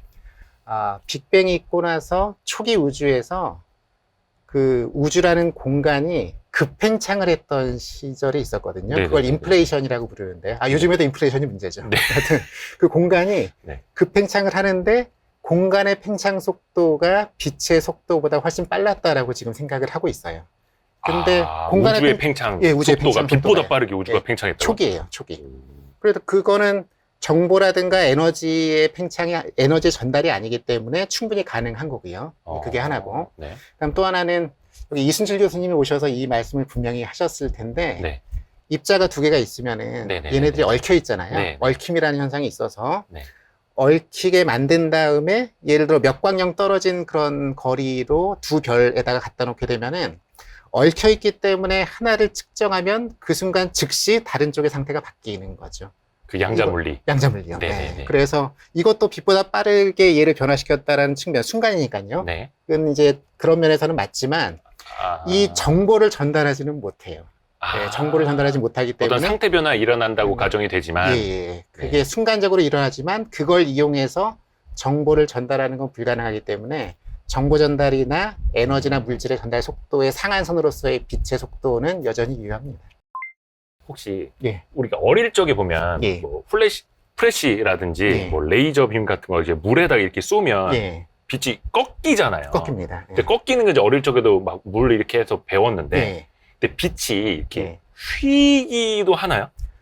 휘기도 하죠. 예. 휘기도 합니다. 어떤 얘기냐면 지금 공기가 있고 물이 있으면은 뭐 말씀하신 대로 레이저를 쏘면 표면에서 꺾이잖아요. 네네. 그때는 이제 순간적으로 팍 꺾이는 건데 만약에 물질이 약간 연속적으로 변하는 상태가 있어요. 예를 들어서 지구의 대기가 좋은 예인데 예. 지구의 대기를 보시면은 아래는 공기의 밀도가 좀 높고 위는 공기의 밀도가 낮거든요. 네. 그러니까 희박하죠. 예.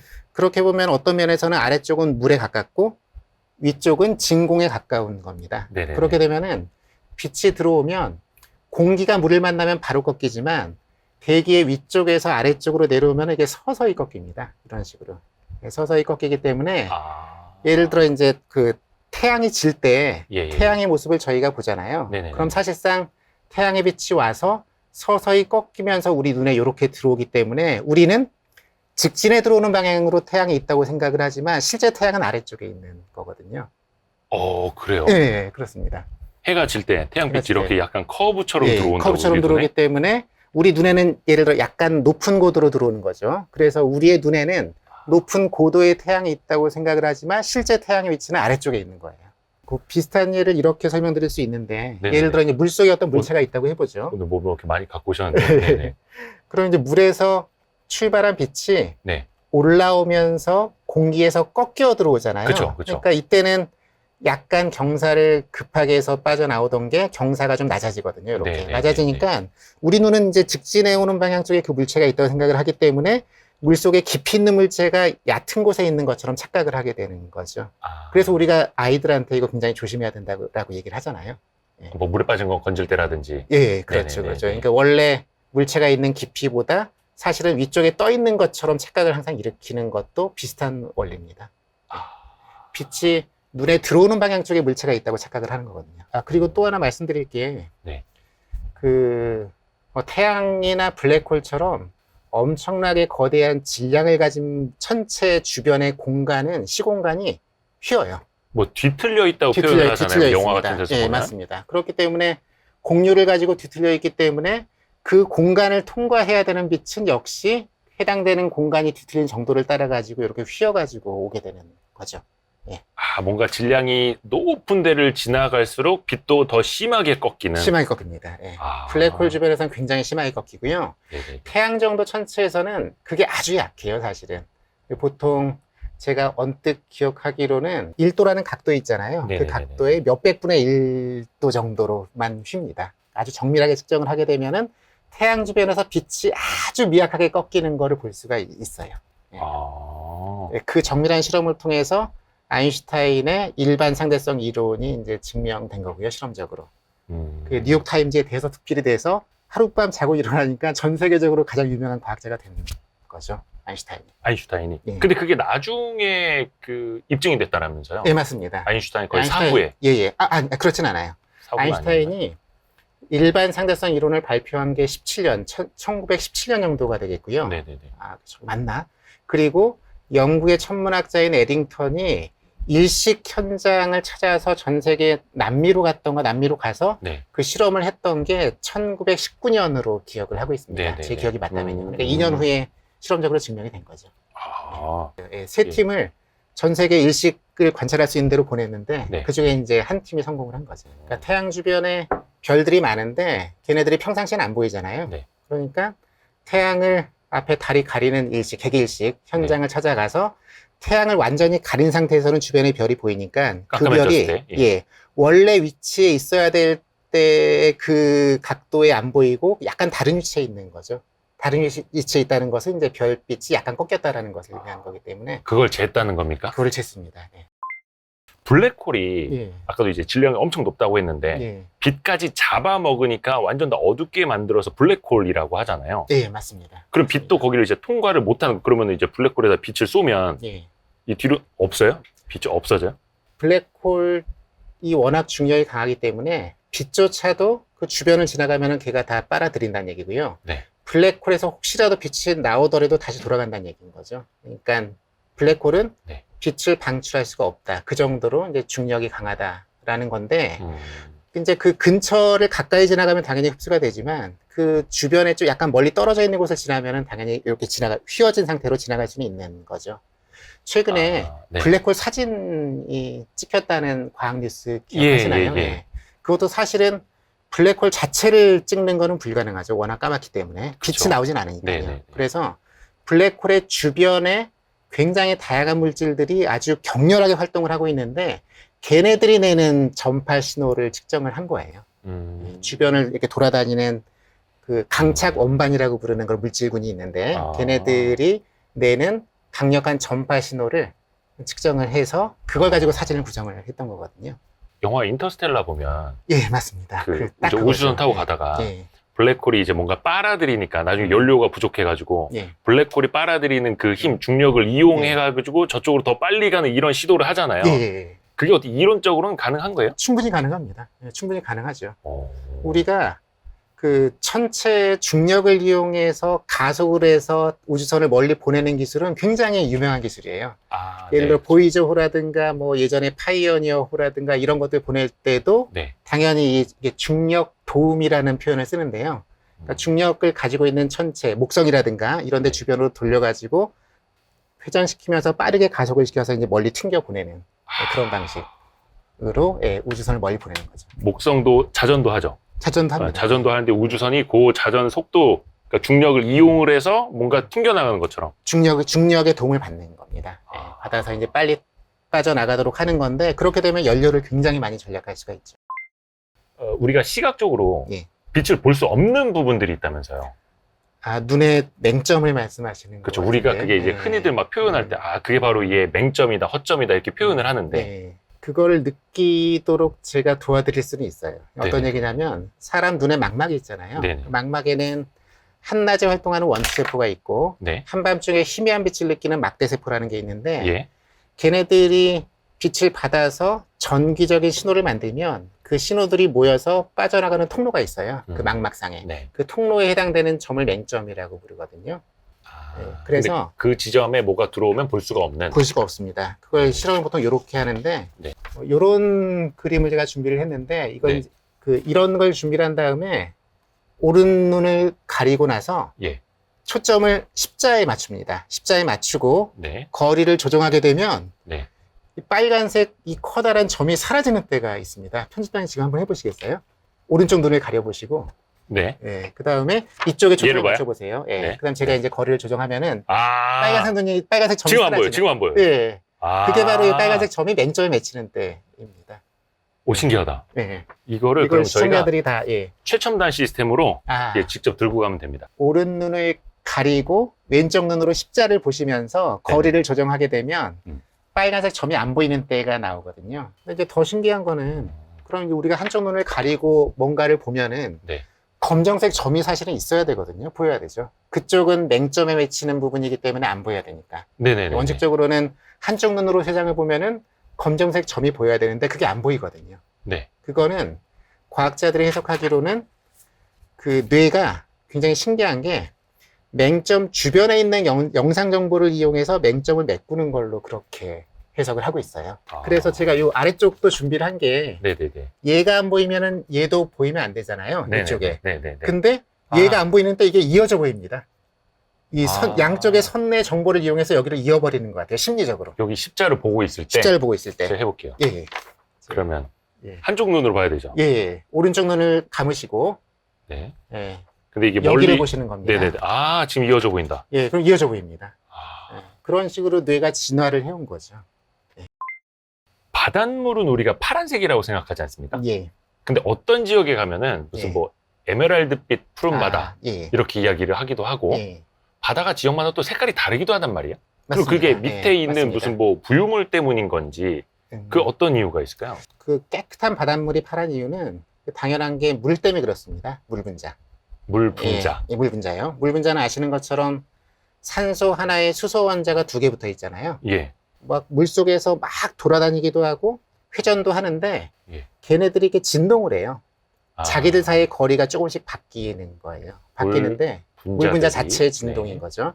그 진동이 빛 에너지를 약간 흡수를 합니다. 진동이. 예, 예. 근데 흡수하는 대역이 빨간색 대역이에요. 아주 희미하지만. 아, 그래서- 빨간색 빛을 그냥 먹어버리는 거예요? 예, 흡수를 해가지고 열 같은 걸로 바꿔버리거든요. 열로. 아, 그러니까 물이 조금만 있으면은 그냥 투명한데 네. 엄청나게 많은 양이 있고 거기를 햇빛이 계속 통과를 하게 되면은 빨간색이 조금씩 없어지니까 파란색 색조가 강해지는 거죠. 스테인드 글래스 같은 거라고 생각하셔도 돼요. 스테인드 글래스 보시면은 온갖 색깔의 유리가 있는데 예. 햇빛이라는 흰색이 들어올 때 특정 색깔을 흡수를 해서 빼버리는 거죠. 네네. 그럼 나머지 색깔들이 통과되면서 온갖 종류의 스테인드 글래스 색깔이 만들어지는 거거든요. 아, 바닷물도 기본적으로, 물도 기본적으로 비슷합니다. 어. 햇빛이 들어갈 때 빨간색을 아주 약하게 흡수를 하고 그래서 파란색 색조가 물의 양이 많으면 훨씬 더 강해진다. 이렇게 보실 수가 있어요. 그러면 에메랄드빛 바다는 그거는 그 바닷물의 상태에 좀 관련이 있는 것 같아요. 네. 그 에메랄드빛 바다가 있는 그 지역의 바닷속에는 식물성 플랑크톤이 풍부하고 아, 걔네들이 클로로필이라는 색소를 가지고 있대요. 그 네. 색소가 에메랄드 색깔을 만들어내는데 기여를 한다고 하더라고요. 어. 클로로필이라는 색소를 가진 플랑크톤이죠. 아, 그리고 뭐 홍해라든가 흑해라든가 네네. 이런 바다도 다 나름대로 그 속에 있는 어떤 무엇인가가 그 색소, 뭐 색소 비슷한 거겠죠. 걔네들이 바다의 색깔의 형성에 기여를 한다고 그렇게. 하지만 알려져 있습니다. 기본적으로 바닷물이 파란 이유는 이제 붉은 빛을 걔네가 조금씩, 먹기 예. 때문이고. 예. 아, 신기하다. 근데 이제 하늘빛은 푸르고, 그렇죠? 노을은 붉고. 예. 그것도 그럼 다 이유가 있는 겁니까? 이유가 당연히 있습니다. 예. 예. 달에 아폴로 우주인들이 갔잖아요. 예, 예, 예. 아폴로의 우주인들이 달에 착륙을 해서 하늘을 딱 봤을 때 색깔이 달에서 예. 지구로 봤을 때. 하늘을 봤을 때, 달의 하늘을 봤을 때. 달의 하늘. 예, 그 기억나시나요? 시커멓겠죠? 예, 까맣죠. 예, 시커멓죠. 예, 까만 이유는 달에는 대기가 없기 때문입니다. 대기가 없기 때문에 진공이니까. 달에는 공기가 없잖아요. 근데 달에서도 태양이 보이잖아요. 태양이 보이기 때문에 태양을 보면은 태양은 보일 수가 있지만 네. 태양을 안 보고 다른 쪽을 보면 전체가 완전히 다 까맣죠. 예. 아, 그러니까 달의 개념으로는 한낮이어도 예, 한낮이어도. 태양은 눈부시게 보이지만 달의 주변에- 위는 그냥 시커먼. 예, 시커멓습니다. 까맣습니다. 오, 아, 그게 그러네요. 이제 생각해보니까. 지구의 대기 때문에 그런 건데 지구의 대기는 질소랑 산소 분자가 대부분이잖아요. 네. 그러면 얘네들의 이 분자들은 빛을 받으면 빛을 사방으로 퍼뜨리는 기능이 있어요. 산란이라고 하거든요. 산란. 아, 빛의 산란. 예, 비슷한 예로 먼지 분자를 예로 들 수가 있는데 네. 먼지 분자가 있으면 거기에 저희가 램프라든가 레이저를 쪼이면은 먼지 분자가 그 빛을 사방으로 이렇게 퍼뜨립니다. 아, 그러니까 그쵸, 그쵸. 먼지 입자들이 보이는 거죠. 네, 네. 그죠? 네, 네. 근데 먼지 입자는 엄청나게 큰 거고 질소나 산소 분자는 굉장히 작거든요. 네. 한 뭐 10억 분의 1m보다 더 작은 정도에 네, 해당이 되는데 오. 그렇게 작은 공기 분자들은 빛을 퍼뜨릴 때 약간 차별을 해요. 색깔에 따라서. 빨주노초 파남보가 있으면 주로 파란색, 보라색을 사방으로 많이 보내고 빨간색 이런 애들은 대충 통과를 시켜버립니다. 자, 그러면은 이런 구도로 보셔야 되는데 여기 태양이 있다고 해보죠. 네. 태양이 대기를 지나갑니다. 그럼 네. 우리가 태양을 바로 보면은 태양은 보이겠죠. 네. 그런데 태양 쪽을 안 보고 이쪽에 대기를 보면은 네. 대기의 공기 분자들이 햇빛 아. 빨주노초 파남보를 받아서 계속 파란색만 주변으로 이렇게 이렇게 날리는 거예요. 아. 퍼뜨리는 거죠. 네. 또 우리 눈에는 파란색이 주로 들어오고 뭐 녹색도 약간 들어오긴 하겠지만 네. 파란색이 주로 들어오니까 파란색으로 하늘이 보이는 거죠. 그러면은 예를 들어서 질소랑 산소가 아니라 만약에 대기가 다른 걸로 구성이 돼 있었다 그러면 하늘색이 달랐을 수도 있는 거네요. 그게 너무 사실은 전제가 좀 아니 네. 밀도랑 분자랑 관련이 돼 있는데 네. 분자의 종류가 크게 중요하지는 않아요. 크기가 중요하죠. 크기. 그래서 분자 제가 크기. 토성의 예를 들 텐데 네. 토성을 탐사했던 카시니오라는 그 탐사선이 있었거든요. 네. 뭐 지금은 토성 속으로 추락을 시켜가지고 없애버렸던 걸로 기억을 하는데 예. 이 카시니오가 토성의 북반구 쪽 하늘 사진을 찍으니까 지구의 파란색과 굉장히 비슷한 색깔의 하늘 사진이 나오는 거예요. 그거를 과학자들이 촬영을 하고 예. 처음에는 놀랐는데 원래 이제 토성 자체는 약간 노르스름한 색깔이거든요. 네. 짙은 대기 쪽은요. 네. 그래서 생각을 해보니까 토성의 북반구 하늘의 대기 상태가 지구의 대기랑 상당히 비슷하다고 생각을 한 거죠.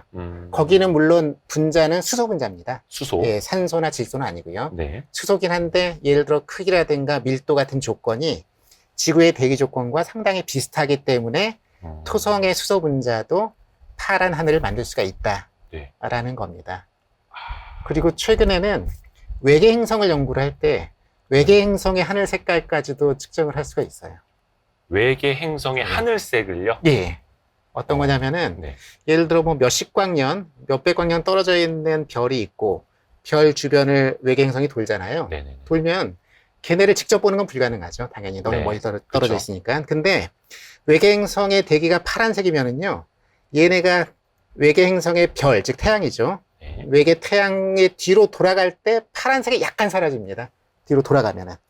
그리고 나오면은 파란색이 약간 더 강화되는 거죠. 네네네. 예, 그래서 숨을 때는 파란색이 줄어들고 앞에 나타날 때는 파란색이 있다는 걸로써 얘를 돌아다니는 외계 행성의 대기의 색깔은 파란색이겠구나라고 이제 추정을. 또 대기가 있겠구나. 예, 대기가 라고 있고 추정. 그 대기에 의해서 파란 하늘이 만들어지는구나라고 이렇게 생각할 수가 있는 겁니다. 붉은 붉은 노을. 노을은 파란 하늘과 네.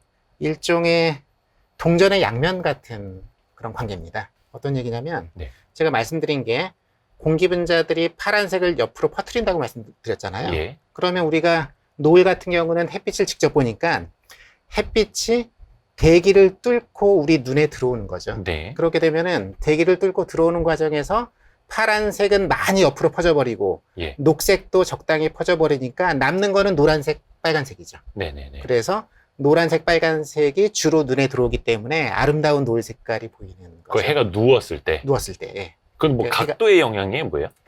그러니까 우리가 바라보는 방향의 문제인 거죠. 바라보는 예, 방향. 방향의 문제죠. 예. 아. 예를 들어 태양도 우리가 직접 보게 되면은 태양은 원래는 흰색인데 흰색이에요? 약간- 예, 원래 흰색입니다. 예. 그 우주 막 사진 찍었을 때는 그 태양의 그 플라즈마라고 하나? 예. 그 폭발하는 거 막 예. 붉은 태양 아닙니까? 그게 이제 원래는 흰색이에요. 그러니까 빨주노초 파남보고 고르게 다 섞여 있어요. 태양의 네. 모습을 촬영한 천체 사진들이 네. 실제로는 거기를 잘 보셔야 되는 게 자외선을 찍은 사진도 있고 태양의 액선을 찍은 사진도 있고 그렇거든요. 네네네네. 원래 천체 사진이라고 하는 거는 실제로 온갖 전자기파로 천체들을 찍은 다음에 거기에다가 사람이 눈으로 볼 수 있는 색깔을 입히는 거예요. 우리가 폴스 컬러라고 부르는데 네네네. 그래서 예를 들어 액선으로 태양을 찍으면 액선의 분포가 나오겠죠. 태양이 내는. 네. 그거를 사람한테 그대로 가져다 주면 이게 안 보이죠, 액선은. 안 네네네. 보이기 때문에 네. 액선의 세기에 따라서 우리가 색깔을 이렇게 입힐 수가 있어요. 나사가 발표하는 천체 사진의 상당 부분은 거의 대부분은 진짜 색깔이 아니라 보는 사람들이 쉽게 알 수 있도록 가짜 색깔을 입힌 사진들이다. 이렇게 보실 수가 있을 것 같아요. 그러니까 이해하기 쉽도록. 이해하기 쉽더라고요. 네. 근데 우리가 상식적으로 그러잖아요. 네. 태양은 계속 이제 불타오르는 네. 존재인데 네. 불타오르니까 붉은색이겠지. 더 뜨거운 곳은 뭐 노란색이고 뭐 파란색이겠지. 네. 그렇게 추정을 하는 건가요? 예, 맞습니다. 사실 별 같은 경우는 별의 표면 온도가 색깔을 결정해요. 그렇죠. 예, 그래서 예를 들어 별의 표면 온도가 3000도면 붉으스름한 계열, 네. 4000도면 예를 들어 노란색, 네. 태양처럼 6000도 부근이면 흰색, 와. 그 다음에 더 뜨거워서 2만도, 3만도 정도가 되면 푸르스름한 색깔, 이렇게 바뀝니다. 아. 그래서 천문학자들은 별의 표면 온도를 별의 스펙트럼이나 색깔을 가지고 추정을 하죠. 근데 태양은 흰색이에요. 흰색이지만 우리가 보면은 약간 노르스름하게 보이거든요. 직접 보면은. 네네. 그 이유는 아까 말씀드린 것처럼 대기를 통과하는 과정에서 파란색을 약간 뺏기기 때문에 그렇기 때문에 노르스름한 색깔로 보이는 겁니다. 색깔이라는 게 예, 원래 이 물질에 있는 것이 아니라면서요. 물질에 있는 건 아닙니다. 원래 이것이 검은색이 아니며 원래 이것이 뭐 흰색이 아니며 약간 그런 거라면서요. 색깔은 사람의 심리가 만들어내는 거죠. 그러니까 어떤 얘기냐면 아까 제가 망막 설명을 드렸는데 네네. 망막에는 원추세포가 세 종류가 있어요. 대충 말씀드리면은 빨간색을 느끼는 세포, 녹색을 느끼는 세포, 파란색을 느끼는 세포가 있는 거죠. 어떤 빛이 들어오면 그 빛을 좀 대충 거칠게 얘기를 하면은 이 빛을 빨간색, 녹색, 파란색 세 개로 자른다고 보시면 돼요. 세 개로 잘라서 뇌로 전달을 하는 거죠. 물론 네. 복잡한 신호 처리가 있지만 네. 그럼 뇌는 그렇게 전달되는 신호를 받아서 지금 보고 있는 게 예를 들어 청록색이다, 뭐 하늘색이다 라는 것을 알 수가 있는 겁니다. 네네네. 그러니까 사람의 눈은 스펙트럼을 보지는 못하고요. 그러니까 스펙트럼이라는 거는 빨주노초 파남보의 세기의 변화를 얘기하는 건데 그거를 네네네. 직접 보지는 못하고 걔네들 속에 RGB의 B가 어떻게 되느냐, 뭐 3대 1대 1이냐, 2대 5대 5냐 이런 네. 식의 B를 보는 겁니다. 파란색이 10이고 예를 들어 녹색이 0이고 빨간색이 0이면 말 그대로 굉장히 짙은 파란색이 될 거고 예를 들어 파란색을 느끼는 게 8이고 녹색을 느끼는 게 5고 빨간색은 0이다 그러면은 약간 청록색 계열의 빛을 느끼는 것이 될 겁니다. 네. 근데 여기에서 네. 그러니까 제가 아주 그냥 기본적인 질문을 드리자면 네. 딱 봐도 누가 봐도 이게 파란 뚜껑이잖아요. 하늘색 네. 뚜껑이잖아요. 네. 그럼 얘를 파란색으로 칠해놨으니까 네. 파란색인 거잖아요. 네. 근데 이게 파란색이 아닌 거라고 하면 이런 겁니다. 네네네. 얘가 예. 지금 파란색으로 보이잖아요. 네네. 파란색으로 보이는 거는 조명은 흰색인데 예. 흰색을 얘가 받아요. 예. 그럼 얘를 구성하는 염료 분자들이 있거든요. 네네. 걔네들이 녹색과 빨간색을 흡수해요. 흡수하고 파란색을 반사시키죠. 네. 그럼 반사된 그 파란색 부분의 스펙트럼이 편집장님의 눈에 들어가서 그 RGB 세 개의 원추세포를 자극을 하는데 빨간색 느끼는 건 자극 안 하고 네. 녹색도 거의 자극을 안 하고 조금밖에 자극 안 할 것 같아요. 네. 그 다음에 파란색을 느끼는 세포를 집중적으로 자극을 하겠죠. 그러니까 이게 파란색으로 심리적으로 느껴지는 건데 근데 이게 지금 촬영이 되잖아요. 네. 그럼 지금 우리가 직접 보고 있고 얘의 스펙트럼을 측정하는 거라 네. 시청자들이 예. 이게 이제 예를 들어 컴퓨터 모니터에서 파란색이 나오면은 네. 컴퓨터 모니터상에서 나오는 파란색을 측정할 수가 있어요. 스펙트럼. 네네네. 그 스펙트럼은 좀 완전히 달라요. 예를 들어 해바라기를 야외 촬영팀이 가서 촬영할 때 해바라기의 노란색을 직접 스펙트럼 측정하는 거랑 그거를 방송국에 가지고 와서 영상 처리를 해서 각 가정에 보내면은 네. TV에 노란색이 나오죠. 해바라기에. 그 스펙트럼이랑 완전히 다릅니다. 완전히 다른데 네. 스펙트럼의 형상은 달라도 걔네들이 눈에 들어와서 R, G, B를 자극하는 정도는 똑같은 거죠. 그 왜 TV도 네. 왜 색감 조절 이런 거 있잖아요. 그 이제 TV 색조를 조절하게 되면은 결국은 TV에서 나오는 RGB로 구성되는 예를 들어 흰색의 색감도 조금 바뀌고 그걸 저희가 조절을 할 수가 있어요. 네. 우리가 그 영상 하는 사람들 이제 화이트 밸런스라고 이야기를 하는데 그렇죠. 예. 그 예를 들어서 저희 조명이 이게 약간 예. 누런색으로 좀 예. 바꾸면 예.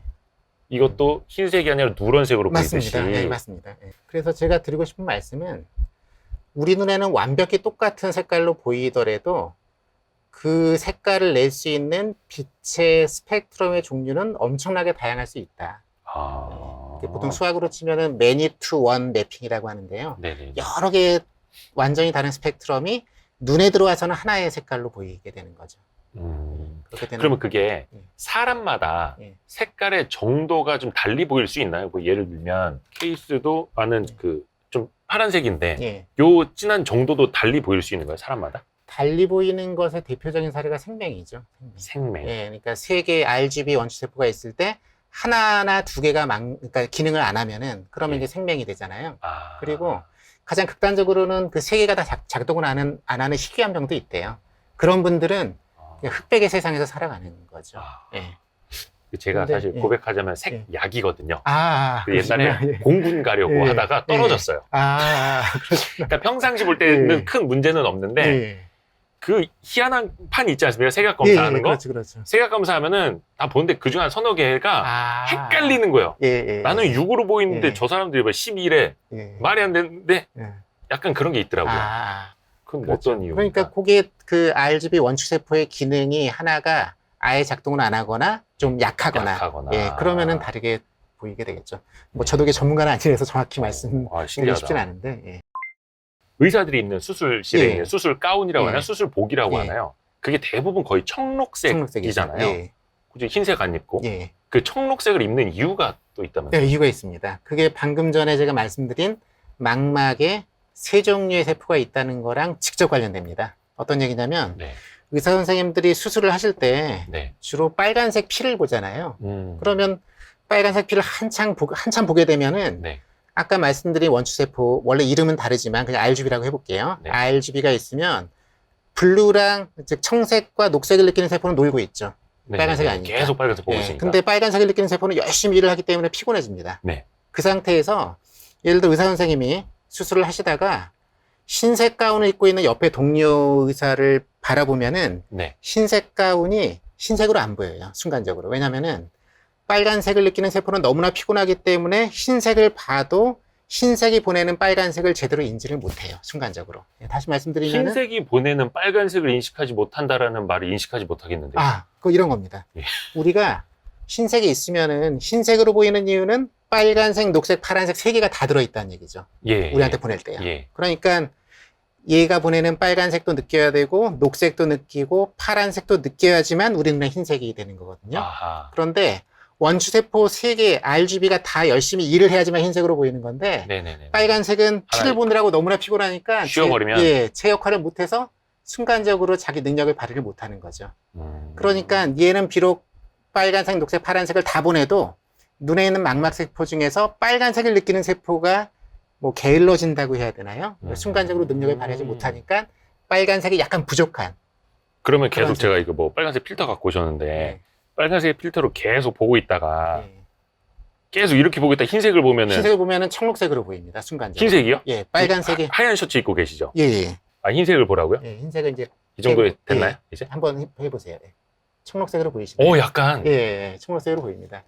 제가 이거를 대중 강연을 갈 때 항상 보여주는데요. 파워포인트로. 네네네네. 그러면 그 학생들이 전부 다 신기해서 와 하는 소리를 지르거든요. 시청자분들이 하얀 하실 수 있는 테이블인데. 거는 굉장히 간단한데요. 휴대폰으로 빨간색 놓고 파워포인트로 그 다음에 흰색을 놓은 다음에 빨간색을 한 1분 정도 보시다가 흰색으로 넘기면은 그게 청록색으로 보입니다. 그러니까 신기하네. 색깔이 흰색으로 안 보이면은 실수를 할 가능성이 있잖아요. 색깔을 착각하는 거니까. 순간 착각할까봐. 예, 그래서 아예 처음부터 그런 착시 현상을 일으키지 않도록 청록색으로. 근데 그런 수습을 계속 빨간 뭐 빨간색을 보다가 청록색을 봐도 청록색은 그대로 청록색으로 보이니까 맞습니다. 빨간색이 가장 약한 예, 색이니까. 예, 맞습니다. 예. 그래서 청록색으로 수술복을 만드는 거죠. 사막에 가면 이제 신기루라는 거 있지 않습니까? 예, 예, 신기루. 그러니까 예. 오아시스, 물이 있는 것처럼 착각하는 효과. 예. 그것도 빛에 의한 착시인가요? 맞습니다. 해가 질 무렵에 태양을 볼 때 예. 태양이 원래는 아래에 있는데 위에 떠 있는 걸로 보인다고 네네네. 말씀드렸었거든요. 왜냐면은 실제로 태양이 질 때 태양의 아랫부분이 지평선에 닿으면 이미 그 태양은 그 아래에 있어요.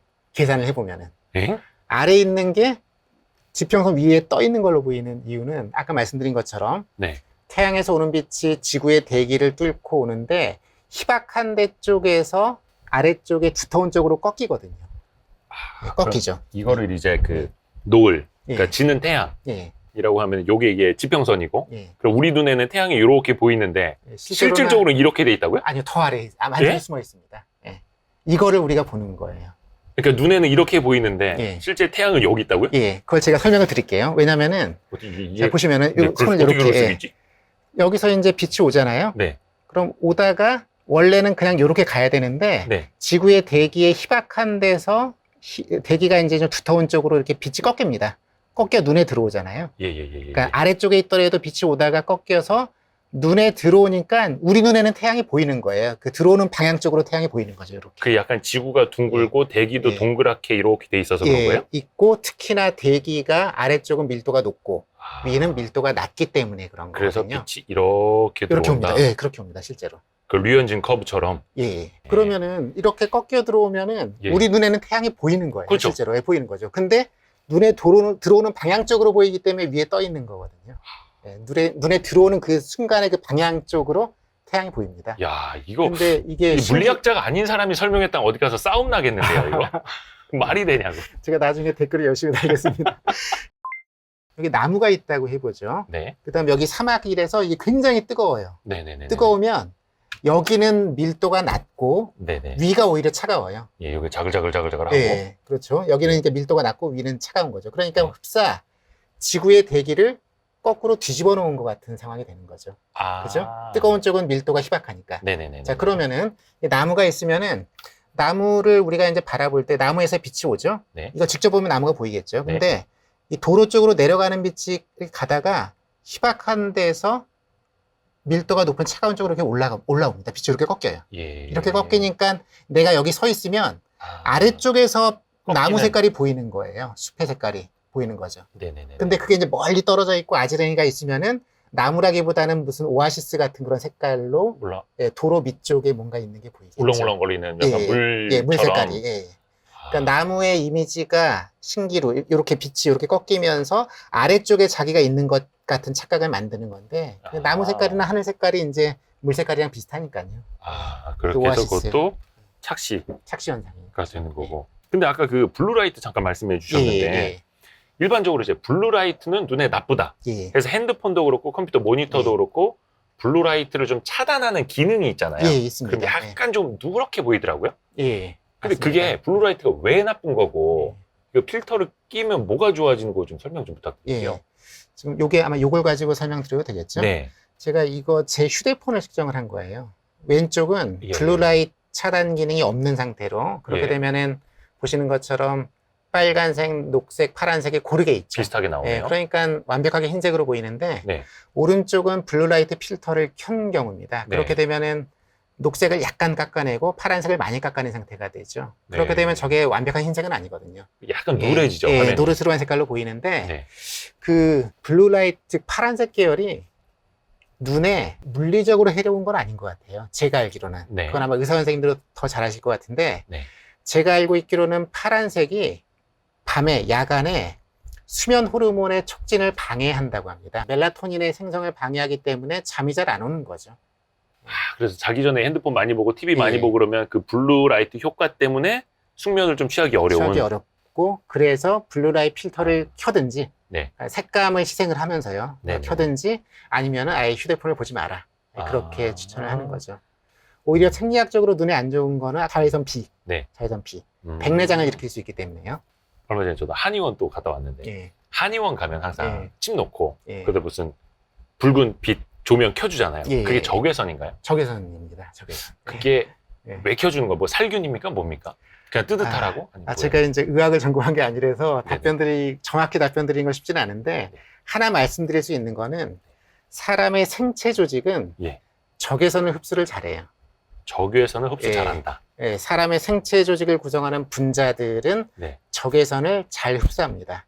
그러니까 적외선 에너지를 내부로 쉽게 가지고 오는 거고 온열 효과가 필요한 경우는 온열 효과를 충분히 낼 수가 있는 거죠. 어떻게 뭐 적외선이 뭐 자외선처럼 몸에 뭐 해롭고 이런 거는 없고요. 그런 거는 없는데 이제 너무나 뜨거워지면 당연히 화상을 입겠죠. 그것만 조심하면 열을 전달할 수 있으니. 그럼요. 그럼 약간의 온열 효과도 주는 거예요? 효과를 주는 겁니다. 여기서 또 하나 나오는 게 뭐냐면 그 원적외선이라는 거 있잖아요. 원적외선. 적외선도 빨간색을 기준으로 빨간색은 눈에 보이는 건데 빨간색 바깥쪽에 근적외선이 있고요. 중적외선이 있고 원적외선이 있습니다. 빨간색을 기준으로 빨간색의 파장과 가까우면은 근적외선, 그 다음에 중적외선, 원적외선 이렇게 아예 멀리 있는 적외선이 각각이 다 응용 분야가 다 있어요. 예를 들어 뭐 근적외선 쪽은 광통신에 사용되는 그 적외선 레이저 펄스로 사용이 된다거나 뭐 중적외선은 요즘에 우주 탐사에서도 이제 많이 활용을 하는 것 같고요. 뭐 등등. 근데 이제 원적외선이 사람에 대해서 굉장히 뭐 뛰어난 효과가 있다라고 선전하는 그런 제품들이 많이 있기는 있죠. 저는 잘 안 믿지만. 그러니까 아니 뭐 맥반석도 그렇고 옥장판도 그렇고 이게 원적외선이 뭐 좋은 건지 안 좋은 건지도 모르겠고 그걸 많이 받으면 좋은 건지 아니면 그 물질에서 이게 나오는 건지도 모르겠고. 제가 말씀드릴 수 있는 거는 사람의 생체 조직은 적외선, 특히 뭐 원적외선 쪽을 잘 흡수하기 때문에 온열 효과가 필요하면은 당연히 뭐 효과가 있을 수가 있을 것 같아요. 그거는. 근데 원적외선이 예를 들어 뭐 맥반석이 내는 거랑 뭐 다른 게 내는 게 다르지가 않거든요. 적외선은 다 똑같은 거예요. 그렇기 때문에 얘가 특별히 신체에 좋은 적외선을 낸다. 그거는 이제 좀 문제가 있는 광고인 거죠. 적외선은 다 똑같은 거니까. 사실 적외선의 방출량을 결정하는 거는 온도거든요. 온도. 우리가 왜 적외선 램프 있잖아요. 램프 보면 안에 뜨거운 필라멘트 같은 게 있어요. 그 필라멘트의 온도를 올리면은 적외선이 막 쏟아져 나오는 거거든요. 그냥 바위를 갖다 놓고 군부를 때우면은 걔도 적외선을 내요.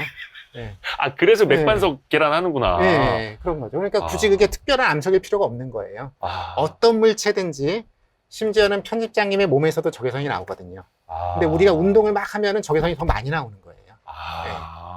그럼 인간 맥반석이 될 수도 있는 거고 네. Y스트릿을 오래 보면 핸드폰이 뜨거워지니까 Y스트릿에서도 원적외선을 방출해드리.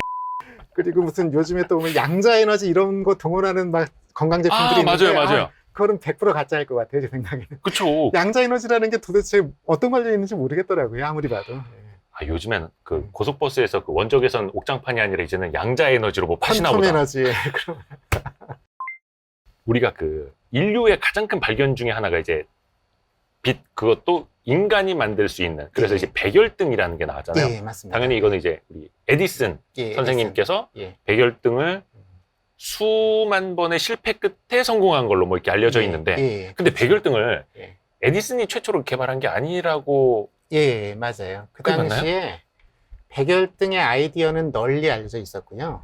실제로 오. 특허를 출원한 사람도 각국에 여러 명이 있었어요. 그 소송전도 많이 벌어졌던 걸로 기억을 하고 있는데, 문제는 제가 네. 백열등을 가지고 와봤는데 요즘에 백열등 이거 보기도 쉽지가 않은데. 구매하기 그렇죠? 쉽지는 않아요. 이게 원래 생산이 이제 금지되는 품목이라서 실험용으로만 아마 일부 판매를 하는 이제 것 생산이 같아요. 잘 안 돼요? 예, 왜냐면은 나중 지금 설명을 드리죠. 이 백열등의 구조를 보면은 이 안에 필라멘트가 있거든요. 그래서 제가 이거를 꽂으면은 예. 전류가 들어가서 필라멘트의 온도가 올라갑니다. 네. 근데 필라멘트의 온도가 적당히 올라가면 적외선이 나오는데, 네.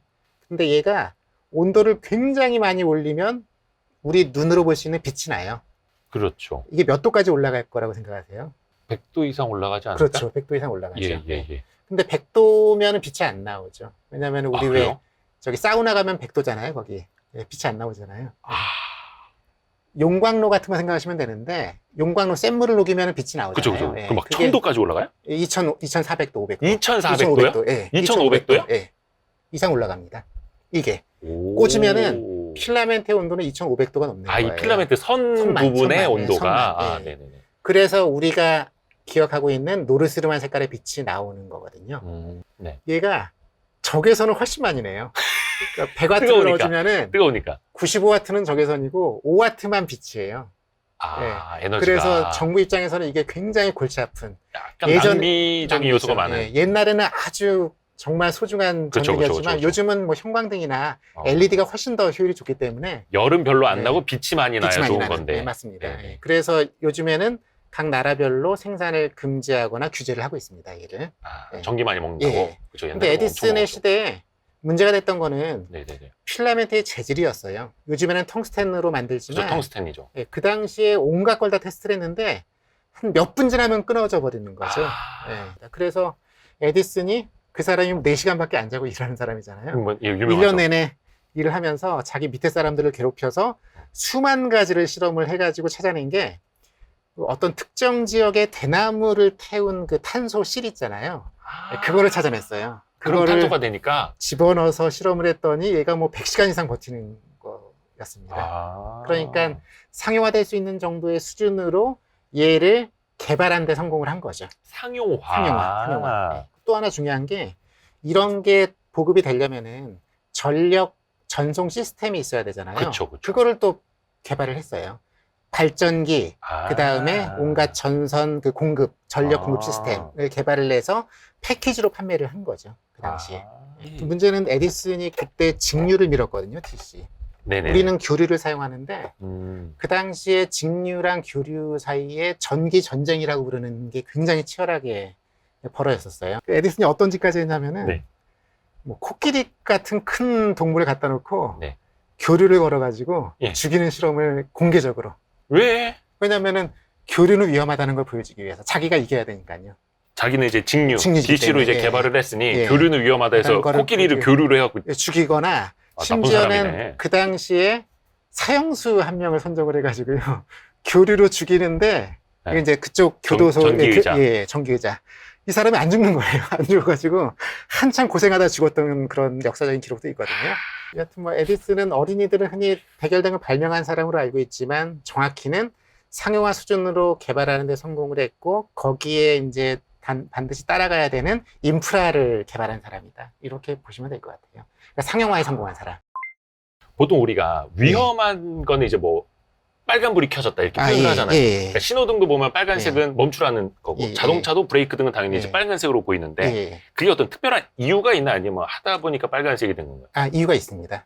빨주노초 파남보를 구분하는 기준은 사실 파장이라는 거예요. 파장은 잔잔한 호수에다가 돌멩이를 던지면은 물결파가 생기잖아요. 그럼 얘가 한번 출렁거리면서 나아가는 길인데, 그러니까 쉽게 말하면은 이 물의 파고의 높이와 높이 사이의 거리예요. 그 거리가 파란색은 짧고 빨간색이 제일 깁니다.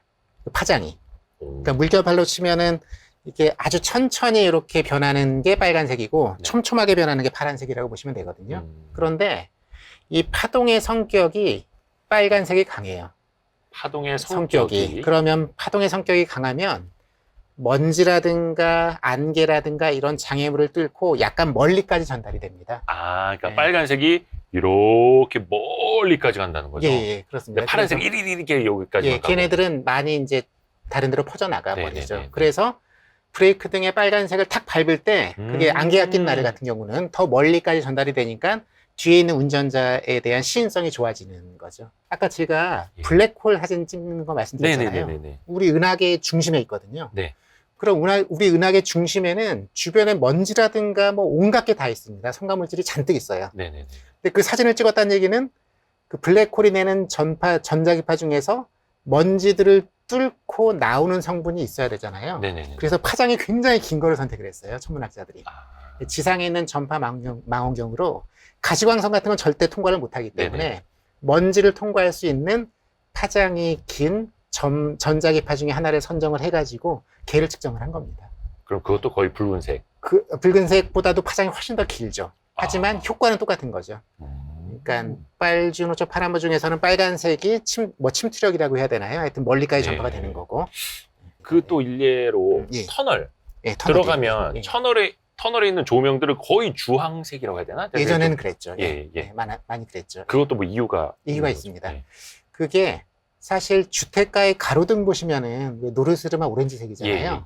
그거랑 옛날에 터널 등에 있는 그 오렌지색 등이랑 똑같은 등입니다. 걔네들은 이름이 나트륨 등이에요. 나트륨이요? 우리 몸에 안 좋다고 하는 그 짠맛. 소금에 NaCl 할 때 NA거든요.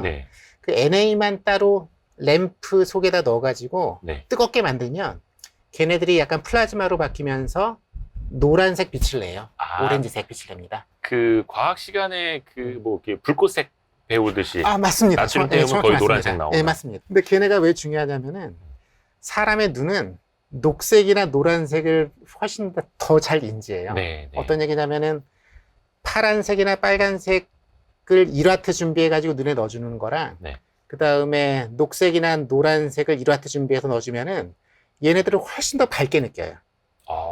그 얘기는 어떤 얘기냐면은 나트륨 등을 개발해가지고 전기 에너지를 조금만 넣어줘도 눈에는 굉장히 밝게 느껴지는 거거든요.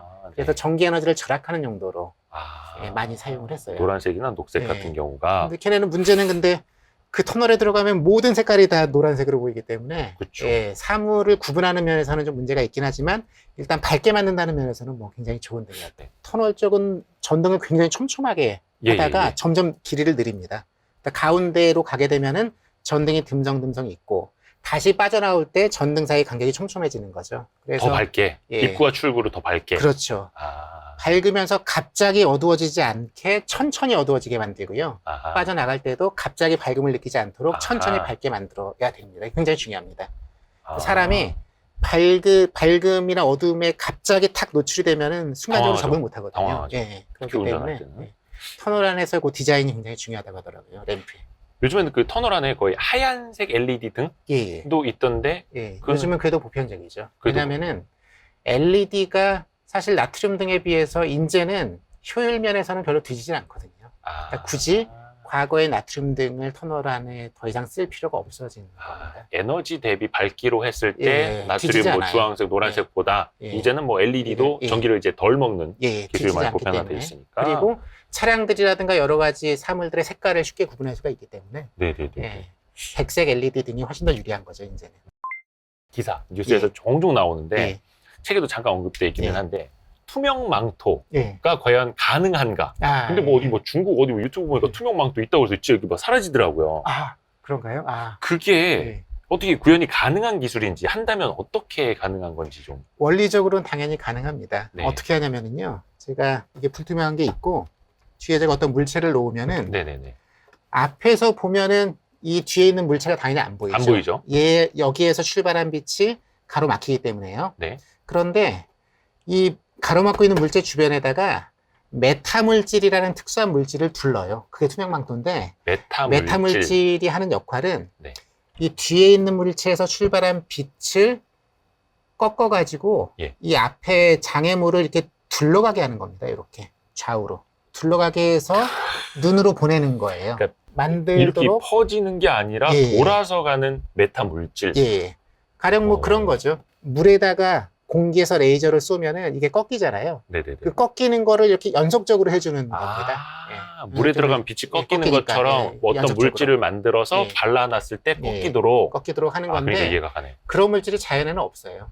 그래서 자연에는 이거는 없다. 인공 물질입니다. 과학자들이 보통 흔히 네. 그 한 단위로 치면은 이게 원자보다 훨씬 크긴 하지만 인공 원자 같은 거를 예.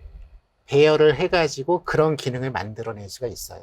예. 꺾여서 눈에 오면은 우리 눈에는 얘가 보이는 거죠. 여기서 그쵸. 출발하는 빛이 오는 그러면 거니까요. 이 뒤에 있는 빛이 여기 와서 보이게끔 예, 하는. 예, 그러니까 그렇습니다. 얘가 투명한 것처럼 느끼게 예, 되는. 얘가 직접 보이는 거죠. 아, 근데 이거를 과학자들은 가시광선 대역까지 확장하려고 노력을 하는데 아직은 파장이 긴 저쪽에 뭐 라디오파라든가 파장이 긴 쪽으로는 성공을 했어요. 논문도 많이 발표가 됐는데 네. 그 중국 유튜브 영상은 제가 찾아봐야 될 것 같은데 네. 가시광선에 대해서는 아직 성공을 못했다라고 알려져 있거든요. 색깔까지 보여주는. 그러니까 우리가 눈으로 볼 수 있는 네. 파장 대역에 대해서는 아직은 성공하지 못했다라고 알고 있는데 음. 최근에 성공했는지는 모르겠네요. 뭐 방식은 여러 가지로 뭐 예를 들어서 이제 예. 디스플레이를 해서 뒤에다 뭐 카메라를 달아놓고 그런 거 가능합니다. 그럼 약간 네, 그렇죠. 좀 찰랑찰랑거리는 디스플레이를 만들어서 이 뒤에 걸 이제 보여주는. 그렇죠. 예. 그런 거는 메타 물질이랑은 관련이 그렇죠. 없는 거죠. 그게 조금 더 쉬울 수는 있겠네요. 예, 약간 디스플레이의 맞습니다. 영역이니까. 또 이게 원래 군사용으로 굉장히 응용성이 높기 때문에 스텔스 기능이잖아요. 아, 그렇죠. 스텔스 기능이니까 이 군사 관련된 연구기관 쪽에서 활발하게 연구를 하고 있다고 얘기를 들었습니다. 와, 우리가 정말 그 빛을 활용하는 영역이 끝이 없습니다. 맞습니다. 오늘 거의 그 교수님한테 거의 한 2시간에 걸쳐서 우리 그 빛과 관련된 강의를 들었는데. 더 궁금하시면 여기 자세히. 아, 예. 빛의 핵심, 요, 예. 그 사이언스 북스에서 나온 책인데, 물리학자 고재현의 과학 이야기. 예, 빛의 핵심. 아, 요 표지가 되게 특이해요. 이것도, 색깔이 좀 보이는 요거 게 아마- 조금 그 비용이 좀 드셨을 것 같은데요. 예, 그건 출판사 아이디어였는데요. 저랑은 예. 상의를 안 하고 어. 홀로그램 필름 같은 거 된 것 같다는 오, 생각이 맞아요. 들고. 그거 되게 예. 특이해요. 예. 예, 이분이 누군가요? 뉴턴입니다. 아, 뉴턴. 예. 오. 뉴턴이 만류인력으로 알려져 있는 사람이지만 예. 빛을 또 엄청나게 연구를 했던 사람이에요. 뉴턴이. 아, 뉴턴 선생님이구나. 예, 예. 그 빛의 뭐 이론과 실험 면에서 네. 상당히 성과를 많이 낸 아. 학문적인.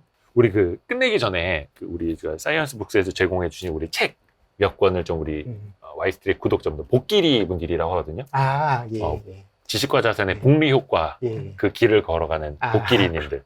예. 복길이님들이 예. 위한 퀴즈 하나 조금 아, 내주실 수 제가요? 있을까요? 예. 그러면은 제가 아마 이거는 약간 나이 드신 분들한테 유리할 것 같은데 네.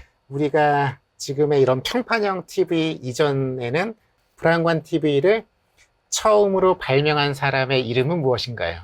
오늘 방송에 이 영상에 나온 거 아니잖아요. 안 나왔습니다.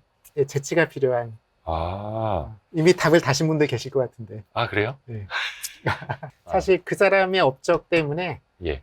30년대 흑백 브라운관 TV 방송이 최초로 세계에 이제 등장을 했고, 그다음 칼라 브라운관 TV 시대로 넘어갔고. 아, 그거는 그 뒤에서 이게 뭐를 쏴주는 거였잖아요. 전자청을 쏴주는 아, 전자청으로. 쏴서 화면에 역시 이런 형광체인데요. 네네. 얘네들이 RGB로 붙어 있기 때문에 아, 때릴 때마다 빨간색, 녹색, 파란색이 나오는 전자총이 아. 3개예요. 네네. 빨간색을 때리는 거, 녹색을 때리는 거, 파란색을 때리는 거. 그거를 이제 오늘의 퀴즈 정답으로 해서 선착순으로 저희가 이 빛의 핵심 책을 이제 보내드리도록 하겠습니다. 아, 오늘 고재현 교수님 그 춘천에서 와주셔가지고 아, 예. 또 날도 굳은 대원을 정말 너무 감사합니다. 아주 큰 공부. 저도 아주 즐거웠습니다. 아, 예. 감사합니다. 도움이 좀 됐으면 좋겠네요. 아, 그럼요. 예. 너무 감사합니다. 고맙습니다, 예, 교수님. 감사합니다.